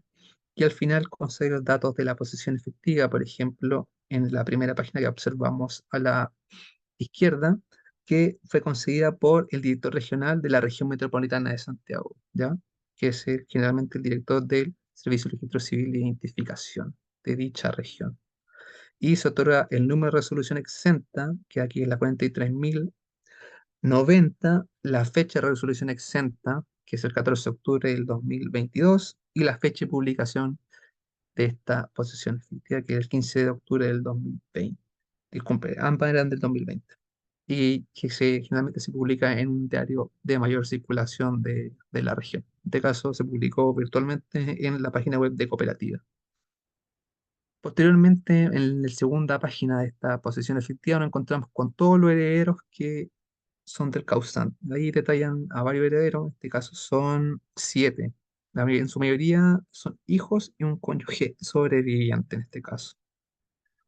Y por último, se va a detallar en la tercera hoja y la hoja final es todos los bienes que dejó este causante o este difunto. En este caso, este difunto dejó un bien raíz y en el cual ahí refiere los datos del bien inmueble, que era un bien inmueble no agrícola, en este caso es un bien urbano, la inscripción del conservador de bienes raíces respectivo en el cual se encontraba inscrito a nombre del causante o del difunto, ya que traía la foja, número y año, y el conservador propiamente tal que era el de Santiago, y su avalúo fiscal defractado, que va a aparecer ahí, que es generalmente el avalúo a la fecha en que falleció este señor, ¿ya? El causante. Otro tipo de certificado que es también el duplicado de certificado de posición efectiva, que detalla los mismos aspectos que analizamos en el anterior certificado, ¿ya? El duplicado de certificado de posición efectiva generalmente se obtiene cuando se va en forma presencial directamente a una oficina del registro civil de identificación, ¿ya? Que se pide en forma presencial y se otorga este tipo de certificado que es un poco más rústico, ¿ya? Que es una copia impresa, pero que igual sirve igual que el certificado anterior. Pero generalmente yo pediría el certificado directamente en la página web, ya que es de más fácil acceso y se otorga más rápido, ¿ya? Posteriormente nos encontramos con la inscripción de propiedad con dominio vigente, ¿ya? Que aquí este es el certificado quien acredita quién es el propietario actual del inmueble. Ningún otro certificado nos va a acreditar la propiedad respecto de un inmueble. La única forma es pidiendo este certificado directamente al conservador de bienes raíces y quién va a ser la institución al fin y al cabo que nos va a otorgar este certificado y que nos va a confirmar si efectivamente la persona con la cual estamos tratando es el propietario. ¿Ya? En la primera página web nos va, o sea, disculpen, en la primera página de este certificado nos van a detallar la foja número de año de inscripción, ¿ya? Y que principalmente lo que nos importa es que se encuentre conforme a su original y que se encuentre vigente a la fecha en que nosotros lo requerimos. En este caso, este certificado se requirió el 14 de febrero de 2022 y fue emitido, disculpen, este fue requerido el 11 de febrero de 2022 y el 14 de febrero se otorga que se indica que se encuentra vigente. ¿Ok? Y aquí en la segunda página donde detalla una pequeña singularización respecto de la propiedad que nos indica que en este caso, por ejemplo, doña Patricia Andrea Muñoz San Miguel es dueña de una propiedad ubicada en el pasaje Huerquén, número 1432, y corresponde al lote número 32, disculpe, número 35 de la manzana B2 del proyecto Pedro Aguirre Cerda, ¿ya? Esa es como la dirección del inmueble, y que es de la comuna de Lampa. Posteriormente nos detalla los del lindes, ¿ya? De la propiedad. Al final señala que la adquirió por compra doña Karen Alejandra Fernández Roja, y detalla los datos de la escritura, propiamente tal, cuando nos preguntan, ya. Nosotros tenemos el certificado de emergente, pero nos dicen, queremos el título traslaticio por el cual adquirió esta propiedad. Entonces, nos vamos directamente al certificado de inscripción de propiedad con vigencia y vemos en su apartado final que adquirió por una escritura pública de compraventa, que fue celebrada directamente, en este caso, en una notaría de Santiago, en la notaría de doña Susana Belmonte Aguirre, y nos da su repertorio que es el 19.048. Ya con esos datos nosotros podemos pedir una copia de la escritura de compraventa en el archivo judicial respectivo, que en este caso es el archivo judicial de Santiago, ¿ya? Y con esos datos ya podemos requerir ese otro antecedente, que es la escritura por el cual adquirió, ¿ya? Y por último, cuando nos dicen, ya, necesitamos los títulos anteriores, y uno queda como así, como, ¿qué títulos más? Si ya tenemos el título de dominio vigente, ¿por qué nos piden los anteriores? Necesariamente para hacer un estudio de 10 años contados desde la adquisición de la propiedad. Entonces, aquí tenemos el título de dominio anterior, que es, por ejemplo, se detalla al final, y que en este caso sería el 45.005, las fojas, y el número 65.497 del año 2019. Y el rol de avalúo, que bueno, eso lo podemos obtener en el certificado de avalúo fiscal, que es lo primero que nos entrega el cliente. Bueno, aquí nos encontramos con otro tipo de certificado de dominio vigente que es respecto de un bien inmueble que se adquirió por posesión efectiva y generalmente algunas veces le llamamos inscripción especial de herencia, ¿ya? Y que también es importante ya que lo que no acredita el dominio y a su vez nos certifica que, por ejemplo, en este caso, se realizó el pago respectivo de los impuestos especial de herencia, ¿ya? Es un certificado que es exactamente igual al anterior, solo que detalla otro aspecto de- que en este caso serían de la posesión efectiva intestada. Después nos encontramos con el certificado de hipoteca, gravamen y provisiones.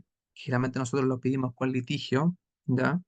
Por ejemplo, en el certificado que nos encontramos aquí a la izquierda, nos detalla precisamente la foja, número y año en cual se encuentra inscrito, que es la inscripción vigente, nos detalla la dirección del inmueble y asimismo a nombre de quién está. En este caso, por ejemplo, a la izquierda, el inmueble le pertenecía a Díaz Valdivia Héctor Manuel, o sea, Héctor Mauricio del Carmen.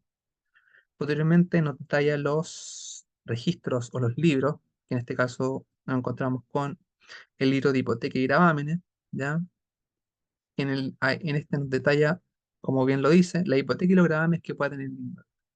En este caso, este inmueble tiene una servidumbre que es una servidumbre de acueducto y de tránsito, que es el común de las servidumbres que tienen este tipo de propiedades, ¿ya?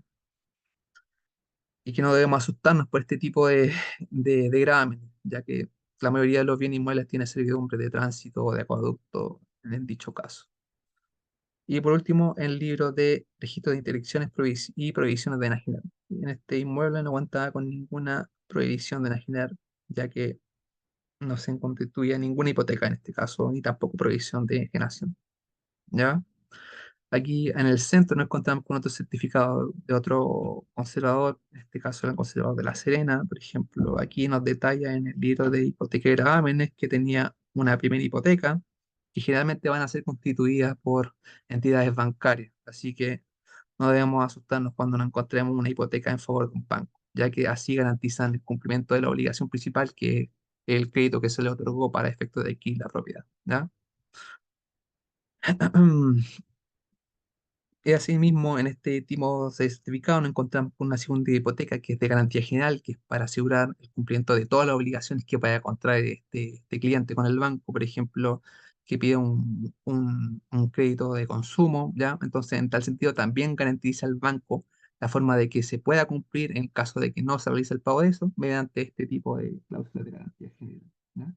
Entonces, pues nosotros cuando nos vamos a realizar la venta de un bien inmueble, por ejemplo, cuando llega un comprador y lo quiera comprar al contado, necesariamente debemos pedirle al ejecutivo o decirle al cliente que pida los certificados de deuda respecto tanto de la deuda hipotecaria, así como de todos aquellos productos que haya requerido a dicha entidad bancaria, para efecto de garantizar todas las deudas que este cliente tenga con ese ente financiero. ¿Ya? Ya que generalmente si existe una diferencia de dinero, aunque sea mínima, el banco no va a concurrir a la firma propiamente tal de escritura de compraventa y no va a alzar hasta que se garantice el pago total de las obligaciones. ¿Ya? Y generalmente al final nos encontramos en este mismo certificado del centro que su registro de interdicción y prohibiciones de enajenar tenía una prohibición de enajenar y grabar o celebrar cualquier tipo de acto que sean de traslaticios, ¿ya? Y lo constituye el mismo banco y generalmente siempre lo va a realizar esta entidad bancaria, ¿ya? En la misma escritura por el cual se otorgó el crédito. Siempre va a constituir una hipoteca y una provisión de la, ¿ya? Por consiguiente, en este certificado de la parte derecha, ya podemos encontrarnos que en el registro de interdicción y provisión de la mantiene un embargo. Aquí siempre va a aparecer cuando exista un problema de orden judicial, por ejemplo, dejó de pagar los dividendos este propietario, y generalmente el banco, ¿qué va a hacer? Va a cobrar la obligación principal, que es el crédito que se le confirió a este propietario para efectos de adquirir el inmueble, y lo va a garantizar por medio de este embargo que impide que este propietario pueda realizar la venta de la propiedad, ya que se entiende que está pasando por un proceso judicial para efectos de exigir el cumplimiento del pago de ese crédito hipotecario. ¿Ya? Entonces aquí, lamentablemente, nos encontramos con un problema que debemos que solucionar antes de realizar nuestra promesa, ¿ya? Incluso algunas veces se puede solucionar en el transcurso de que nosotros nos encontramos llevando a cabo este negocio, ya que existe la posibilidad de realizar alguna solución distinta a propiamente tal llegar a directamente al, directamente al remate, ¿ya? En este caso puede llegar a un acuerdo de pago con el banco para efectos de que indicarle que estamos en proceso de venta, que nosotros o el cliente tiene la intención de pagar la deuda, pero la única forma que tiene al día de hoy es realizando la venta del bien inmueble y por lo tanto necesita que al menos se pueda levantar este embargo para efectos de realizar la venta propiamente tal del inmueble, ¿ya? Generalmente se le indica al cliente que concuerda con su ejecutivo bancario y que tal vez llegue en caso a un avenimiento y que sea acompañado directamente con este mismo tribunal o un acuerdo de pago, ¿ya? Y por último, por ejemplo, aquí nos encontramos con el apartado de litigios, que generalmente el mismo conservador nos certifica de que el bien inmueble no es objeto de litigio y que ningún otro tercero está disputando su derecho real sobre esta propiedad, ¿ya? Otro certificado importante es el certificado de matrimonio, que también se puede obtener en la página web del Registro Civil de Identificación. En este caso es el certificado sin inscripciones, ¿ya? Que generalmente nos detalla la fecha y y en este caso, quiénes son los que celebraron el matrimonio, ¿ya? Generalmente va a ir aparejado de un hombre y una mujer. En este caso, por ejemplo, en el primer certificado de la izquierda no aparece ni detallado ningún régimen patrimonial y por lo tanto, en este caso, los cónyuges celebraron el matrimonio con el régimen de sociedad conyugal, ya que no se detalla ningún régimen en el certificado, ¿ya? En el certificado de matrimonio del centro, podemos ver que estos cónyuges celebraron separación total de bienes, ¿ya? Que eso en definitiva es lo que nos importa de este certificado y sobre todo la fecha de celebración, ¿ya? Y por ejemplo, en este certificado de la derecha encontramos que los cónyuges celebraron el matrimonio con un régimen de participación en la ganancia, que es idéntico al de separación de bienes, ¿ya? En este caso, idéntico para la celebración del negocio inmobiliario, precisamente la compra-venta, ¿ya? Que cada uno pueda administrar lo suyo separado del otro cónyuge.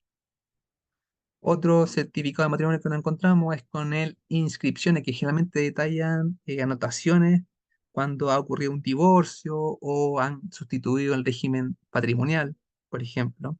Este primer certificado de la izquierda encontramos que ocurrió un divorcio entre estas personas, ¿ya? Ahora son ex cónyuges, ¿ya? En este caso, puesto que ya que consta la anotación marginal en su certificado de matrimonio.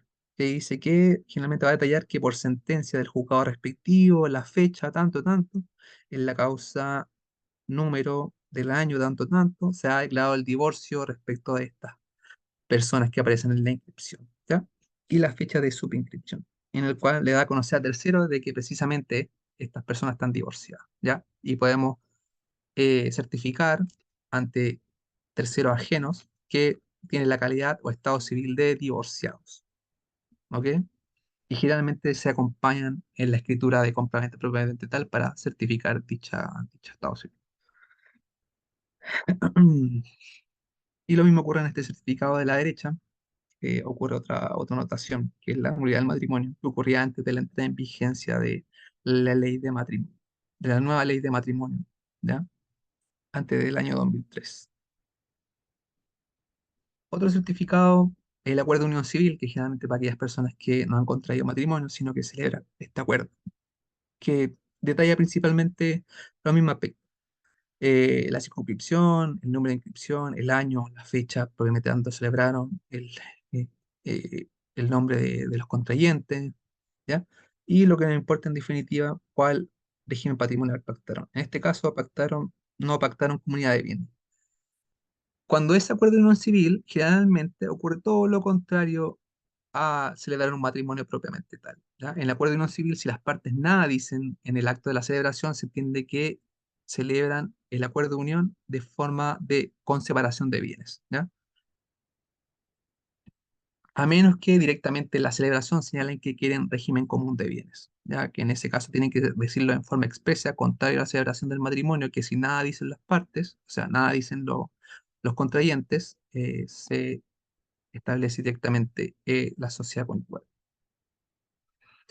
Otro certificado importante es el informe de no matrimonio, que generalmente lo requieren los bancos o entidades bancarias para efectos de verificar que quien concurre a la firma, una de las partes, no haya celebrado un matrimonio o un acuerdo no civil a la fecha de celebración del contrato de compraventa. En este caso nos da a entender de que se tiene el estado civil de soltero, ¿ya? Generalmente se puede obtener en la propia página web del servicio, disculpen, del registro civil de identificación, ¿ya?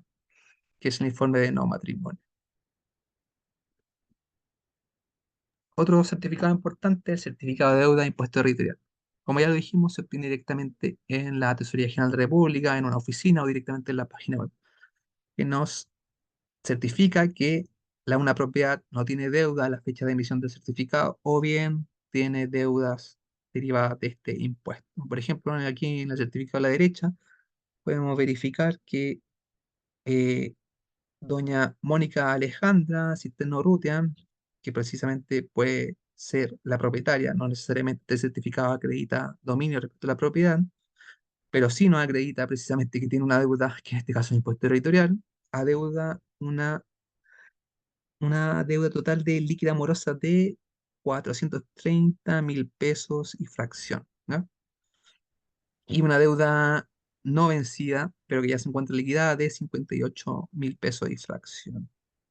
¿Ya? Entonces, para efectos de que nosotros podamos celebrar la escritura de compraventa y nos aprueben el estudio de título, es necesario de que se encuentren pagados este impuesto. Muy importante, ya que si bien puede ocurrir el caso de que pase el estudio de títulos porque justamente a la fecha de celebración de la escritura de compraventa, justo ese día que se firma, vence un mes propiamente tal de pago de este impuesto territorial, pero cuando nosotros vayamos a realizar la inscripción de propiedad, el conservador nos va a decir, no se va a poder inscribir por el momento, puesto que es necesario que nos paguen este impuesto, o sea, que paguen este impuesto directamente a la tesorería, ¿ya? Ya que la misma ley establece o le impone al conservador de bienes raíces que el impuesto esté pagado a la fecha de inscripción o propiamente tal de la transferencia de este inmueble, en la fecha que se produzca la tradición. Entonces, muy importante, verificar que se encuentre al día la deuda de impuesto directorial, ya que algunas veces puede ser como una deuda ínfima, diría yo, como 30.000 pesos, 50.000 pesos, pero cuando se acumula mucho esta deuda en el transcurso de los trimestres, puede llegar, por ejemplo, a lo que tenemos directamente en pantalla, deudas que no precisamente muchas personas puedan pagar en forma inmediata, ¿no? Y por último, o sea, perdón, nos encontramos con otro certificado, que es el de no expropiación servio, que principalmente nos da a entender este servicio de vivienda y urbanismo, que la propiedad no ha sido objeto de expropiación para utilidad pública, ¿ya? Entonces se obtiene directamente en la página web del Ministerio de Vivienda y Urbanismo y que por medio del rol de hablo fiscal se obtiene este certificado, en el cual declara que el inmueble no ha sido objeto de expropiación, ¿ya? Otro certificado que también algunas veces lo requieren cuando la vivienda tiene las características de vivienda social es el certificado de vivienda social, vale la redundancia, que nos certifica que cumple con las características propiamente tal que establece la Ley General de Urbanismo y Construcciones, ¿ya? Y que certifica que cumple estas características. Otro certificado importante que se obtiene directamente en la dirección de obra respectiva, el certificado de utilidad pública, en el cual la municipalidad no ha expropiado directamente un retazo o parte de un inmueble para efectos de la utilidad de la propia municipalidad. Por ejemplo, en el certificado de la izquierda pueden encontrar que este inmueble que se encuentra en la municipalidad de Los Andes, directamente en una calle en particular que es Oscar Granadillo Doñáñez, ¿ya? Se encuentra afecto a utilidad pública, directamente con un ensanche de una calle principal que aparecía, o sea, que se encontraba aparejado a los del linde. En este caso, Mm, Podemos verificar que existe una expropiación de 2,5 metros, ¿ya? Para efecto del ensanche de esta calle que transcurre por uno de los límites de este inmueble. Precisamente nos encontramos con un problema, puesto que no sabemos cuándo se va a verificar esta expropiación propiamente tal, ¿ya? Pero que ya se encuentra declarado a efecto de utilidad pública, ¿ya? Entonces va a haber una afectación al metraje de la propiedad propiamente tal. ¿Mm? Y algunas veces se puede afectar una de las construcciones principales, ¿ya? Así que es importante obtener este certificado. Otro certificado, precisamente, por ejemplo, el que la Municipalidad de San Miguel, que se encuentra a la derecha, ahí nos encontramos que este inmueble, que es ubicado en la calle, que es la calle Bartolo Soto de la Comuna de San Miguel, no se encuentra afectada a declaración de utilidad pública, ¿ya? Entonces ahí no nos encontraríamos con ningún problema y el inmueble estaría en plenas condiciones. Otro certificado, que es el de número, principalmente nos viene a detallar cuál es la dirección del inmueble, o cuál es la numeración respectiva del inmueble que se requiere. Por ejemplo, aquí la Municipalidad de San Miguel certifica que este inmueble, que se encuentra ubicado en Bartolo Soto, se le asignó el número 4055 y corresponde al departamento número 1309, ¿ya? Eso nos detalla precisamente si efectivamente corresponde el número de dirección que aparece en la mayoría de los otros certificados, y se realiza el contraste con la escritura de compraventa, ¿ya? Si se singulariza bien la dirección de la propiedad. Aquí encontramos con otro certificado que se encuentra a la derecha, que es de un bien inmueble rural. Precisamente algunas veces no se detalla precisamente un número, sino que se detalla el lote precisamente, o la manzana, ¿ya? En este caso es de la localidad o lote Polcura, ¿ya? Entonces ahí nos detalla precisamente en este apartado que corresponde a un lote o retazo número 31. Otro certificado es el certificado de recepción final, que también es muy importante, que nos detalla precisamente que las construcciones que se han realizado en el inmueble durante todo este tiempo se encuentran recepcionadas, es decir, que se realizó una solicitud de obra nueva y que dicha solicitud de obra nueva, cuando ya se realizó el total de las construcciones, fue verificado por la municipalidad respectiva, y quien en definitiva se encarga de verificar que esas construcciones han cumplido con el plan regulador o la Ley General de Urbanismo y Construcción y la Ordenanza General, para efecto de declarar que esa obra es habitable, ¿ya? Y en este caso nos detalla las fechas con las cuales se dictó el permiso propiamente tal y la fecha de recepción definitiva, ¿ya? Y el metraje propiamente tal, que va a ir aparejado directamente con el certificado de avalúo fiscal detallado, que nos da a entender cuánto es el metraje de construcciones que se encuentra recepcionado en forma definitiva en dicho inmueble, ¿ya? Bien.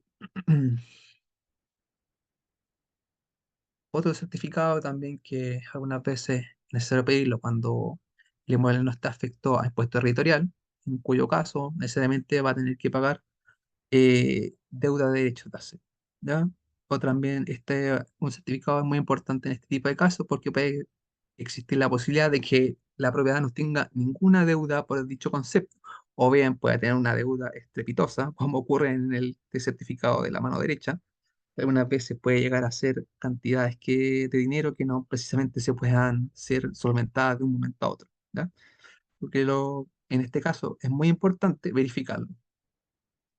Este certificado se obtiene directamente en la municipalidad respectiva, en la dirección de Administración y Finanzas, o bien existen muchas comunas que tienen la propia página web y se pueden verificar directamente en dicha página.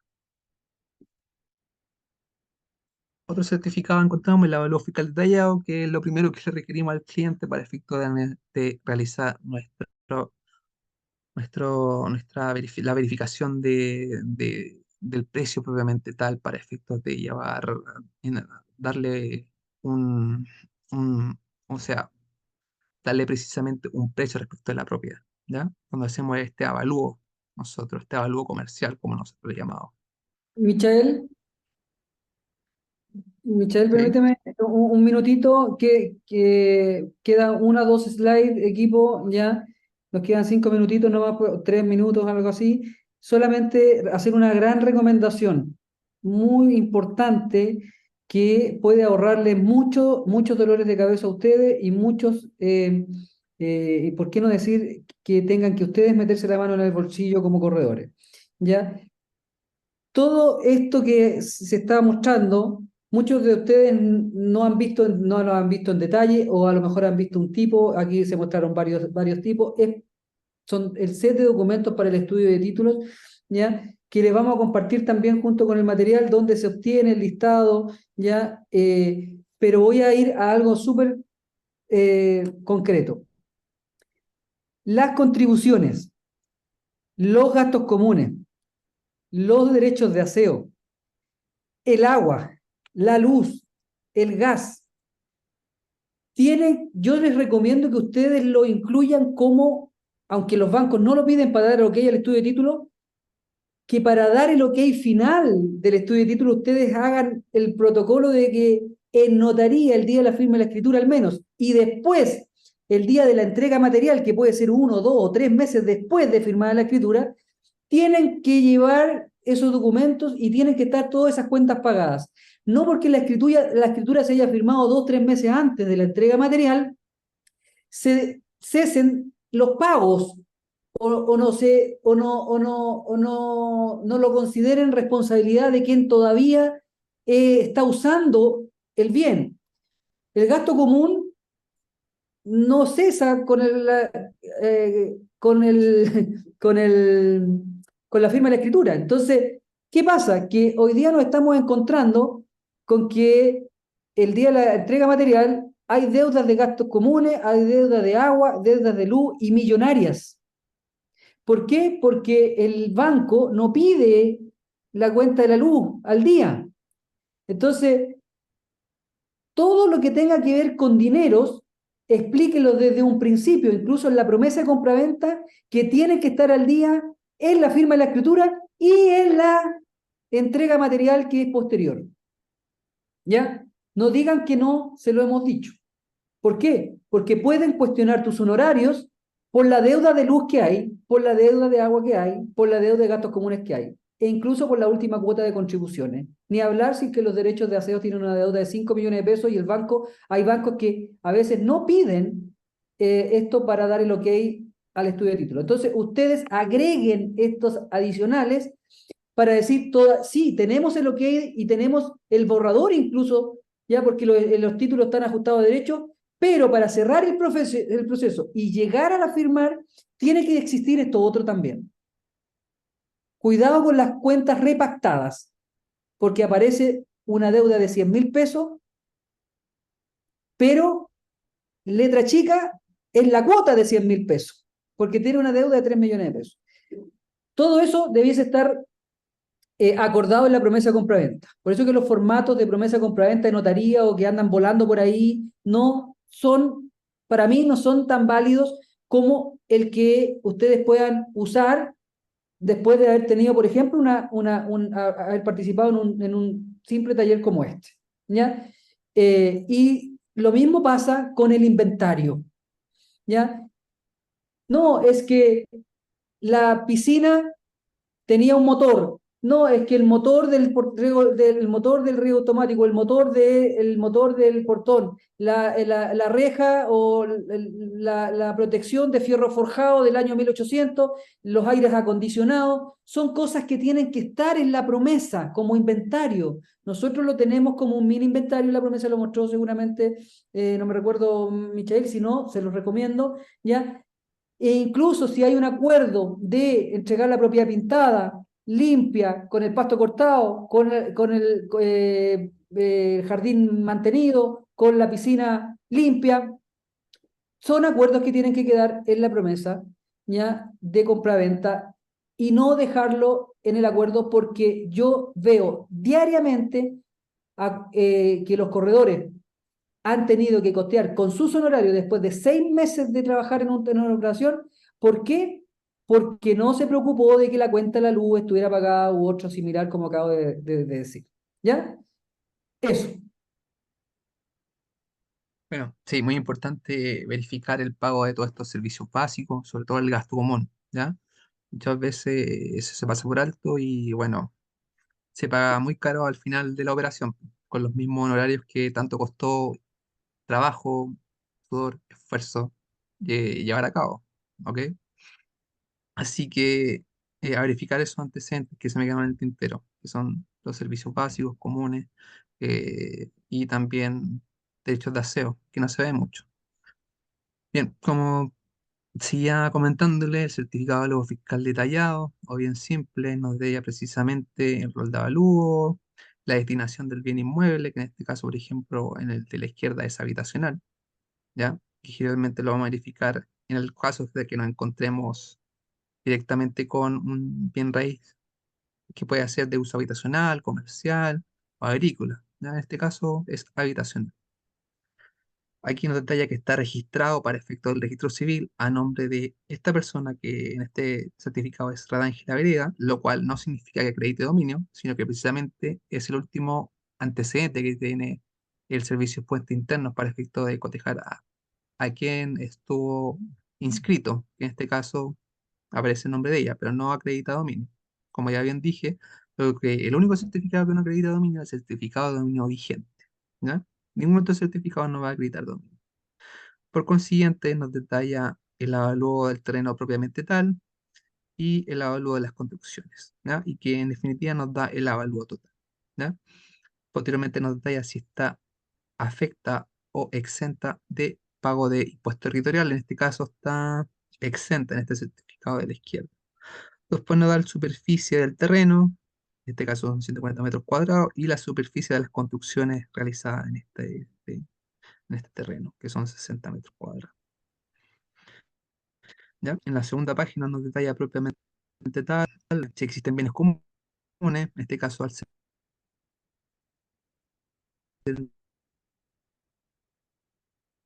la evalúa el terreno y el valor que se otorga a cada metro cuadrado.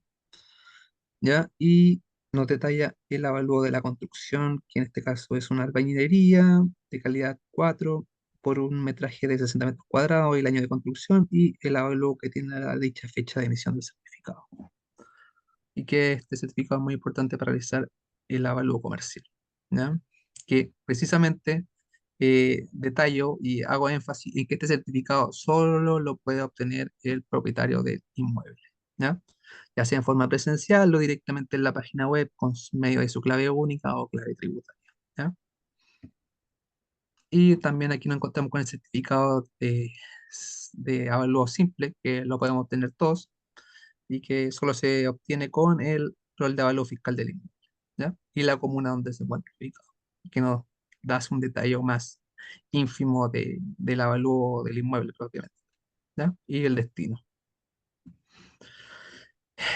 Y bueno, por último, nos encontramos con el certificado de deuda propiedad hipotecaria, cuando nos encontramos con una propiedad que tiene una deuda hipotecaria, en cuyo caso es necesario que se le indique al cliente que debe requerirle a su ejecutivo que concurra a una oficina del banco a obtener este prepago hipotecario para el efecto de que en el caso de no encontremos que llega un cliente comprador que quiera realizar la compraventa al contado, pero en cuyo caso vamos a tener que verificar que cuál es la deuda que asciende al momento de la escritura de compraventa, que es la deuda propiamente tal de este crédito hipotecario. Y lo último, precisamente, es que cuando se cierre el negocio, precisamente ya cuando esté inscrita la propiedad y nosotros procedamos a entregar el inmueble, es entregar un dossier o una carpeta de todos los antecedentes que se analizaron en el estudio de títulos, así mismo con la escritura de compraventa del actual propietario, y otro antecedente es que, por ejemplo, como detalló José, es, por ejemplo, que las deudas se encuentren al día en tanto agua, luz, gas, gastos comunes, techos de aseo y ornato, y también las contribuciones o impuestos territoriales. Precisamente entregar una carpeta con todos los antecedentes que se analizaron y que se obtuvieron para efectos de llevar a la escritura de compraventa, ¿ya? Que se le debemos de realizar la entrega al cliente para efectos de dar por finalizado la gestión inmobiliaria con el cliente, que es muy importante. Y eso sería todo por Oye, este proyecto de título. Michael, ¿Sí?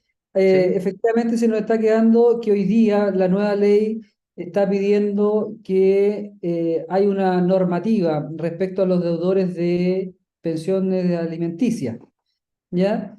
Entonces, la notaría, la notaría tiene acceso a una plataforma para ver si es que alguno de los vendedores es deudor de alimentos.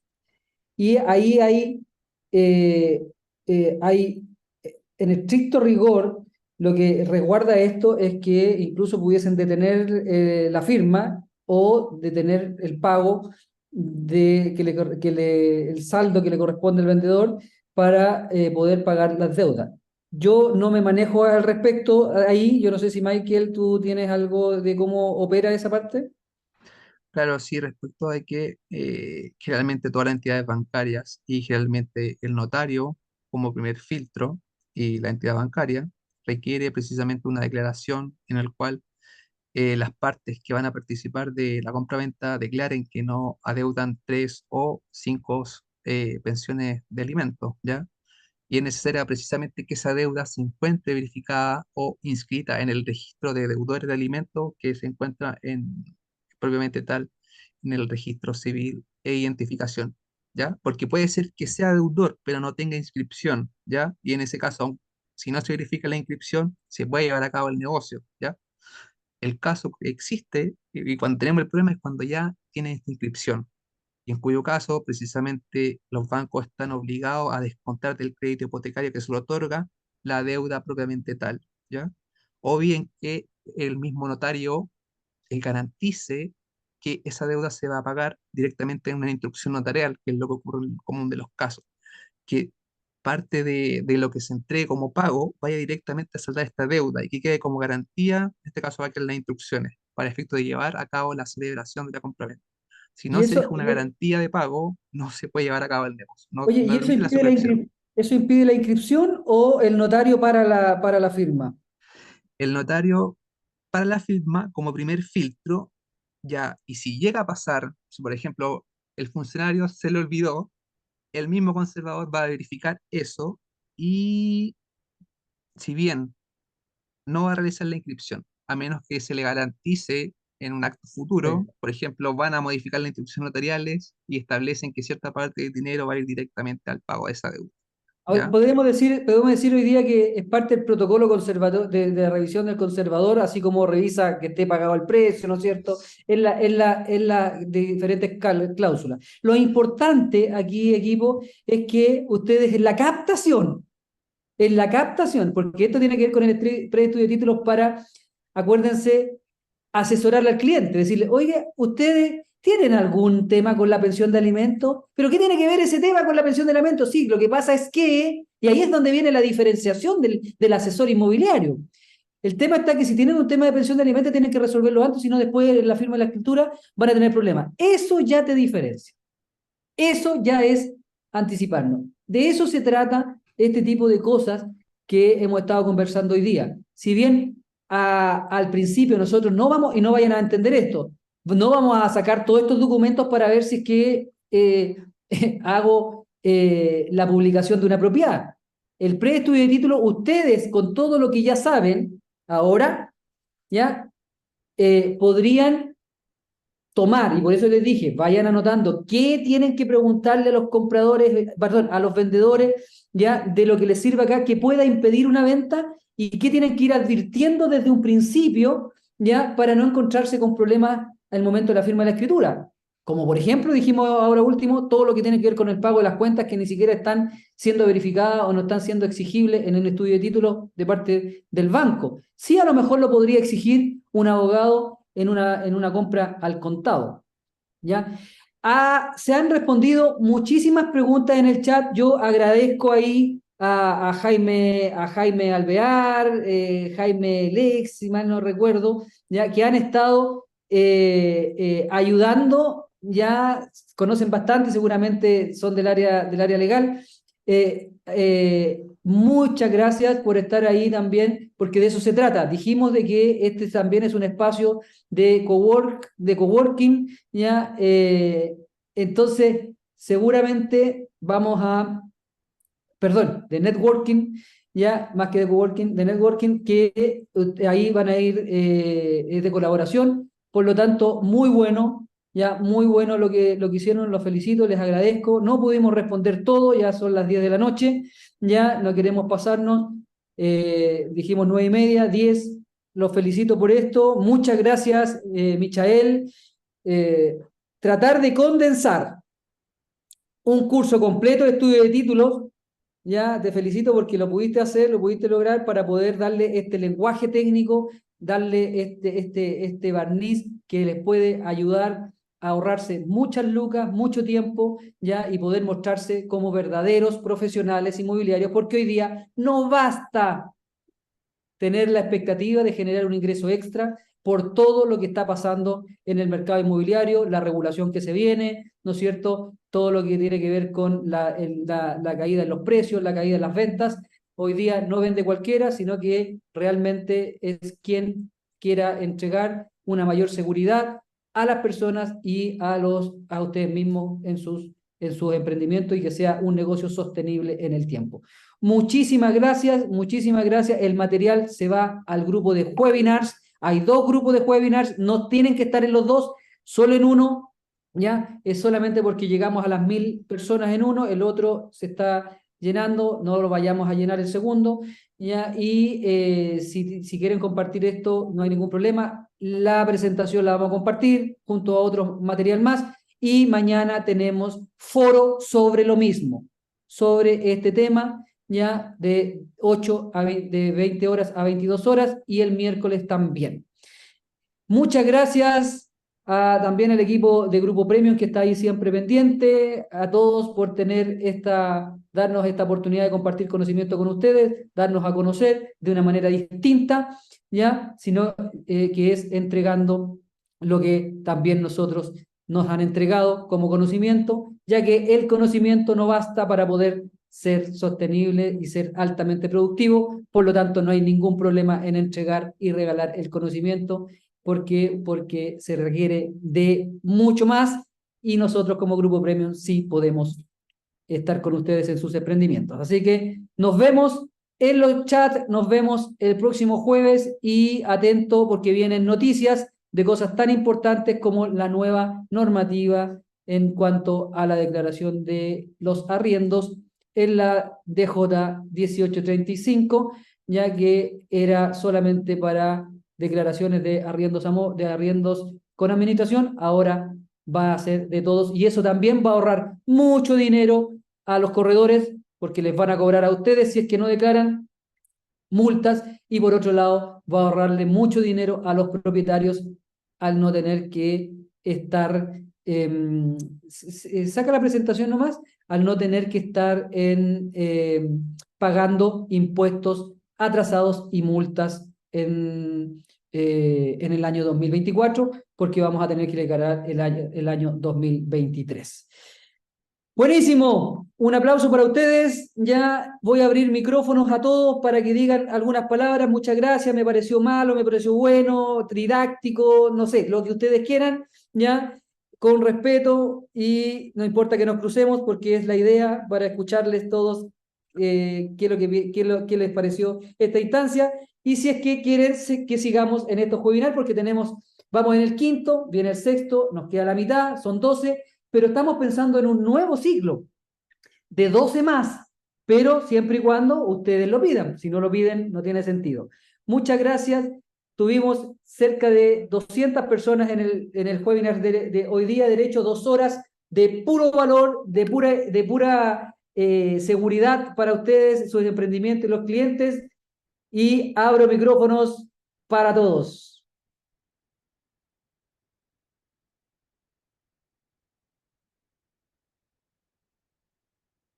Adelante, active su micrófono nomás. Gracias, Hola, buenas noches, gracias a todos. gracias. Buenas noches. Quería Bueno, volver bueno. con los Buenas webinars, por noches, muchas favor, los webinars. gracias. Felices los webinars. Dos Chao. Tremendo webinar. Muchas gracias por todo. Bastante bueno. Muchas gracias. Sí, Gracias, Excelente, todo didáctico.